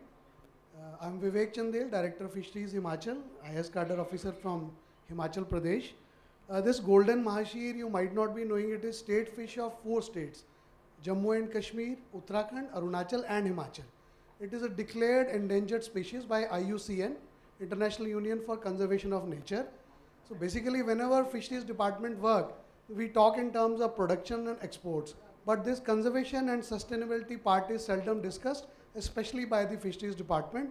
So we worked on this project, and for the first time in the history of Himachal Pradesh, we were able to put some fingerlings in our reservoirs, because earlier it used to breed naturally only. So we worked on the entire process and were able to achieve this success.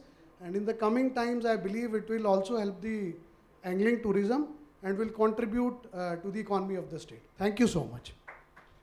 How are you making the fingerlings? We are doing at our farm. It is a dedicated farm for the fisheries. Yeah, it was established in 2016, but we couldn't achieve much success. But in last 2 years, we worked on our trainings, we worked on our processes, took help of ICR institutes. So now we've been able to establish the processes. Thank you so much. Thank you. The reason I asked, because I have tried breeding fish. It's very difficult.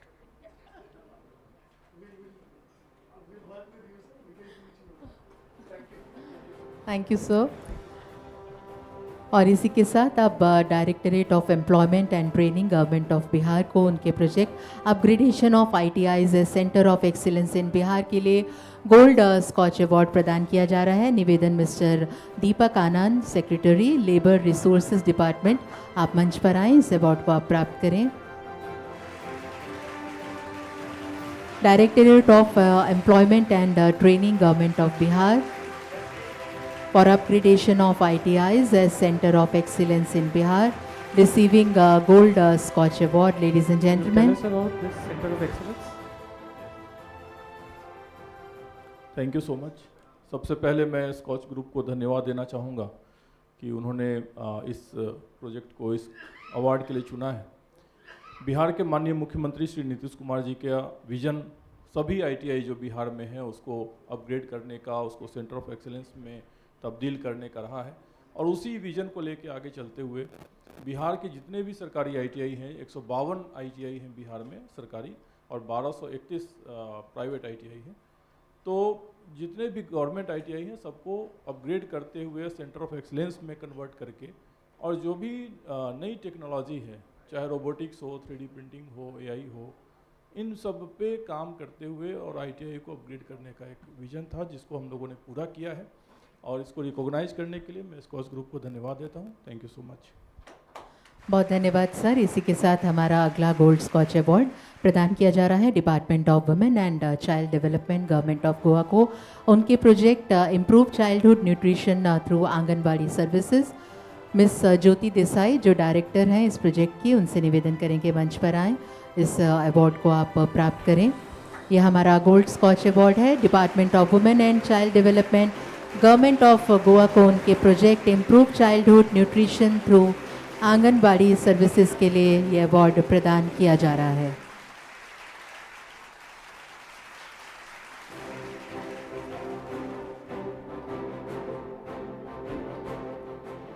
Respected dignitaries, esteemed guests, it is my honor and responsibility to accept this award on behalf of our Director of Women and Child Development, Madam Jyoti Desai, could not be present here due to unavoidable circumstances. Her dedication, commitment, inspiration towards improving childhood nutrition and also ensure that every child has an early start to a healthy life. Thank you, SKOCH Group, for this bestowing this prestigious award. Thank you. हमारा इस segment का आखिरी gold scotch award, इससे पहले हम platinum awards की तरफ अग्रसर हों, प्रदान किया जा रहा है directorate of sports and youth affairs, government of Goa. उनके प्रोजेक्ट खेलो गोवा सेंटर्स के लिए डॉक्टर अजय गौड़ डायरेक्टर हैं इस प्रोजेक्ट के, उनसे निवेदन करेंगे आप मंच पर आएँ। इस प्रोजेक्ट के लिए आप इस अवार्ड को directorate of sports and youth affairs, government of Goa के लिए प्राप्त करें।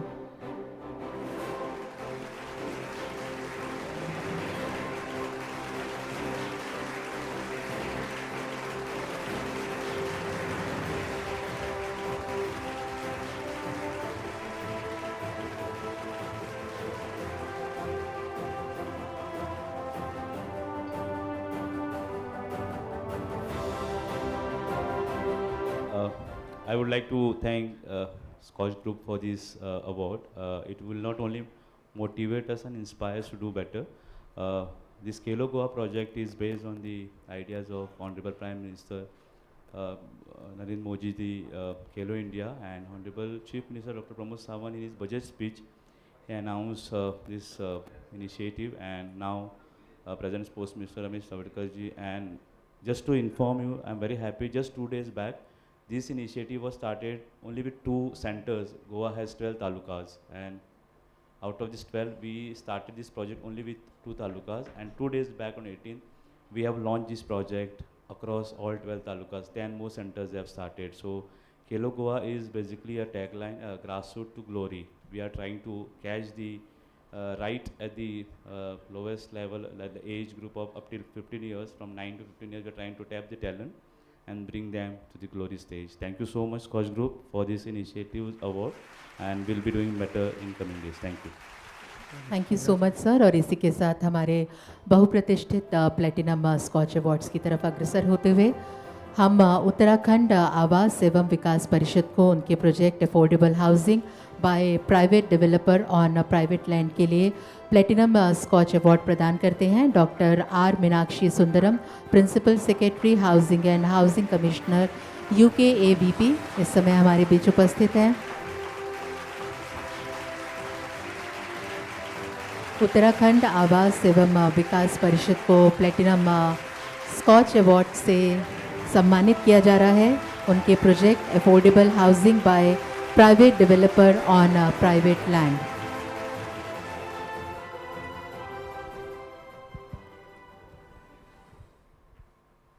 The problem of urban India is that we do have a lot of demand for the housing stock in the affordable housing category for economically weaker section, low income group and middle income group. But we see repeatedly private developers coming out with housing stock for the high income group category people only. The reason is the land prices are very high. The market prices of land is very high, and even though government authorities like development authorities, they come out with their own affordable housing projects, the land parcels available with the government are very limited. Unless and until we leverage private land, we won't be able to satisfy this ever growing demand, and this will result in mushrooming of slums in the urban areas. So the state government and the housing department came up with this proposal for promoting affordable housing by private developers in private land by offering a variety of monetary and non-monetary incentives. And in fact, total stock of 12,000 houses were constructed and 4,500 houses were given possession also to the beneficiaries. And now we have come out with a even more attractive policy where one can even come out with a affordable housing project in a land which has agricultural land use without going through the cumbersome process of land use conversion and giving the land use conversion charges. They can straight away get the project approved by development authority if it is in the affordable housing category. Apart from that, we have also offered a lot of non-monetary and monetary incentives. So we believe that this is the right way to address the housing requirements of this particular segment. Otherwise, the entire landscape of urban areas will be ruined by mushrooming of slums. Thank you. Sir, I request you to kindly stay with us for one more minute. आपको अभी एक और award हमसे लेना है और ये भी हमारा प्लेटिनम स्कॉच अवार्ड है जो दिया जा रहा है Uttarakhand housing and urban development authority को उनके प्रोजेक्ट ईज ऐप के लिए, that is one stop access to all e general services.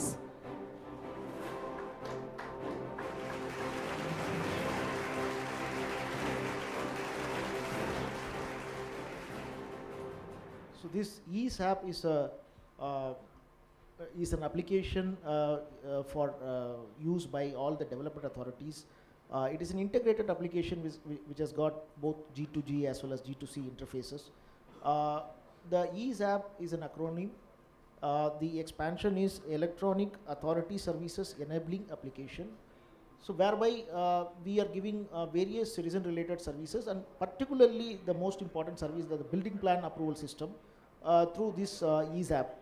So it all started off as a online map approval system way back in 2013. In fact, the Mussoorie Dehradun Development Authority was the first authority in the country to come out with an online map approval system, and after that we kept on improvising on that further, and the latest version is the EASE app. In the EASE app, one thing is the acronym Electronic Authority Services Enabling App. We are also addressing two other eases here. One is the ease of living for a common man. Other one is the ease of doing business for an investor. So the EASE app has got some peculiar features where the building plan approval system has been made as user friendly as possible. And we also have got provisions for deemed approvals if the approval process is delayed beyond a particular time without valid reasons. And we also have got pre-approved maps for low-risk buildings, where if it is a single dwelling unit below a particular size, a low-risk building, then there are pre-approved maps, and the person can select whatever map that he wants to choose, and just by giving a self-certification and the payment of online fees, it gets automatically approved. Now we are also thinking of further improvements in the whole process. We are thinking of introducing artificial intelligence into the map approval system, and hopefully this will reduce the problems on the part of the citizens further. Thank you. Thank you, sir. Ladies and gentlemen, last but definitely not the least in this segment of awards, our Platinum Scotch Award goes to Department of Namami Gange and Rural Water Supply, Government of Uttar Pradesh for their project Namami Gange State Mission for Clean Ganga, Uttar Pradesh. I request Mr. Anurag Srivastav, Additional Chief Secretary, Government of Uttar Pradesh, to kindly be on the dais and receive this award. Ladies and gentlemen, this is our Platinum Scotch Award. Goes to Department of Namami Gange and Rural Water Supply, Government of Uttar Pradesh for their project Namami Gange State Mission for Clean Ganga, Uttar Pradesh.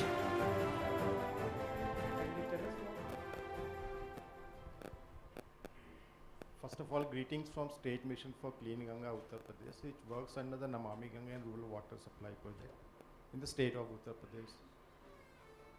The Namami Ganga project is well known globally. It's a globally accredited project by the United Nations. It's one of the 10 most eco-restoration projects currently going on Earth. The greater the challenge, the greater the rewards. We thank SKOCH Group for evaluating us and then recognizing us. This year we had applied for maintaining e-flows in the river Ganga and also the quality of water, bathing water quality during the Mahakumbh 2025. You all would have heard that more than 65 plus crore people visited. They took a holy dip in the Ganga. And we worked day and night. When I say we, it's whole of the government, whole of the governance, citizens, our foot soldiers at district level, state level, national level. Together we achieved this feat, and we were able to ensure good bathing water quality. in river Ganga and Yamuna at the confluence, Sangam point of Prayagraj. Just to keep you all informed, when this project was started, the river Ganga was in category 3. And then today it's in category 5. When I mention category 3, 4 to 5, this means that when the BOD levels of Ganges river is more than 30, it falls under the category 2. When it's below 20, then it's between 10 to 20, and then it's between 6 to 10, and today it's between 3 to 6, and that too very close to 3. So when we say it's very close to 3, we are very confident that in next coming years, the river Ganges will be out of the river polluted stretches, at least in Uttar Pradesh. So this is a very great feat, and we are celebrating this. Thank you very much. Thank you, Scott, and thank you all dignitaries present here. Thank you very much.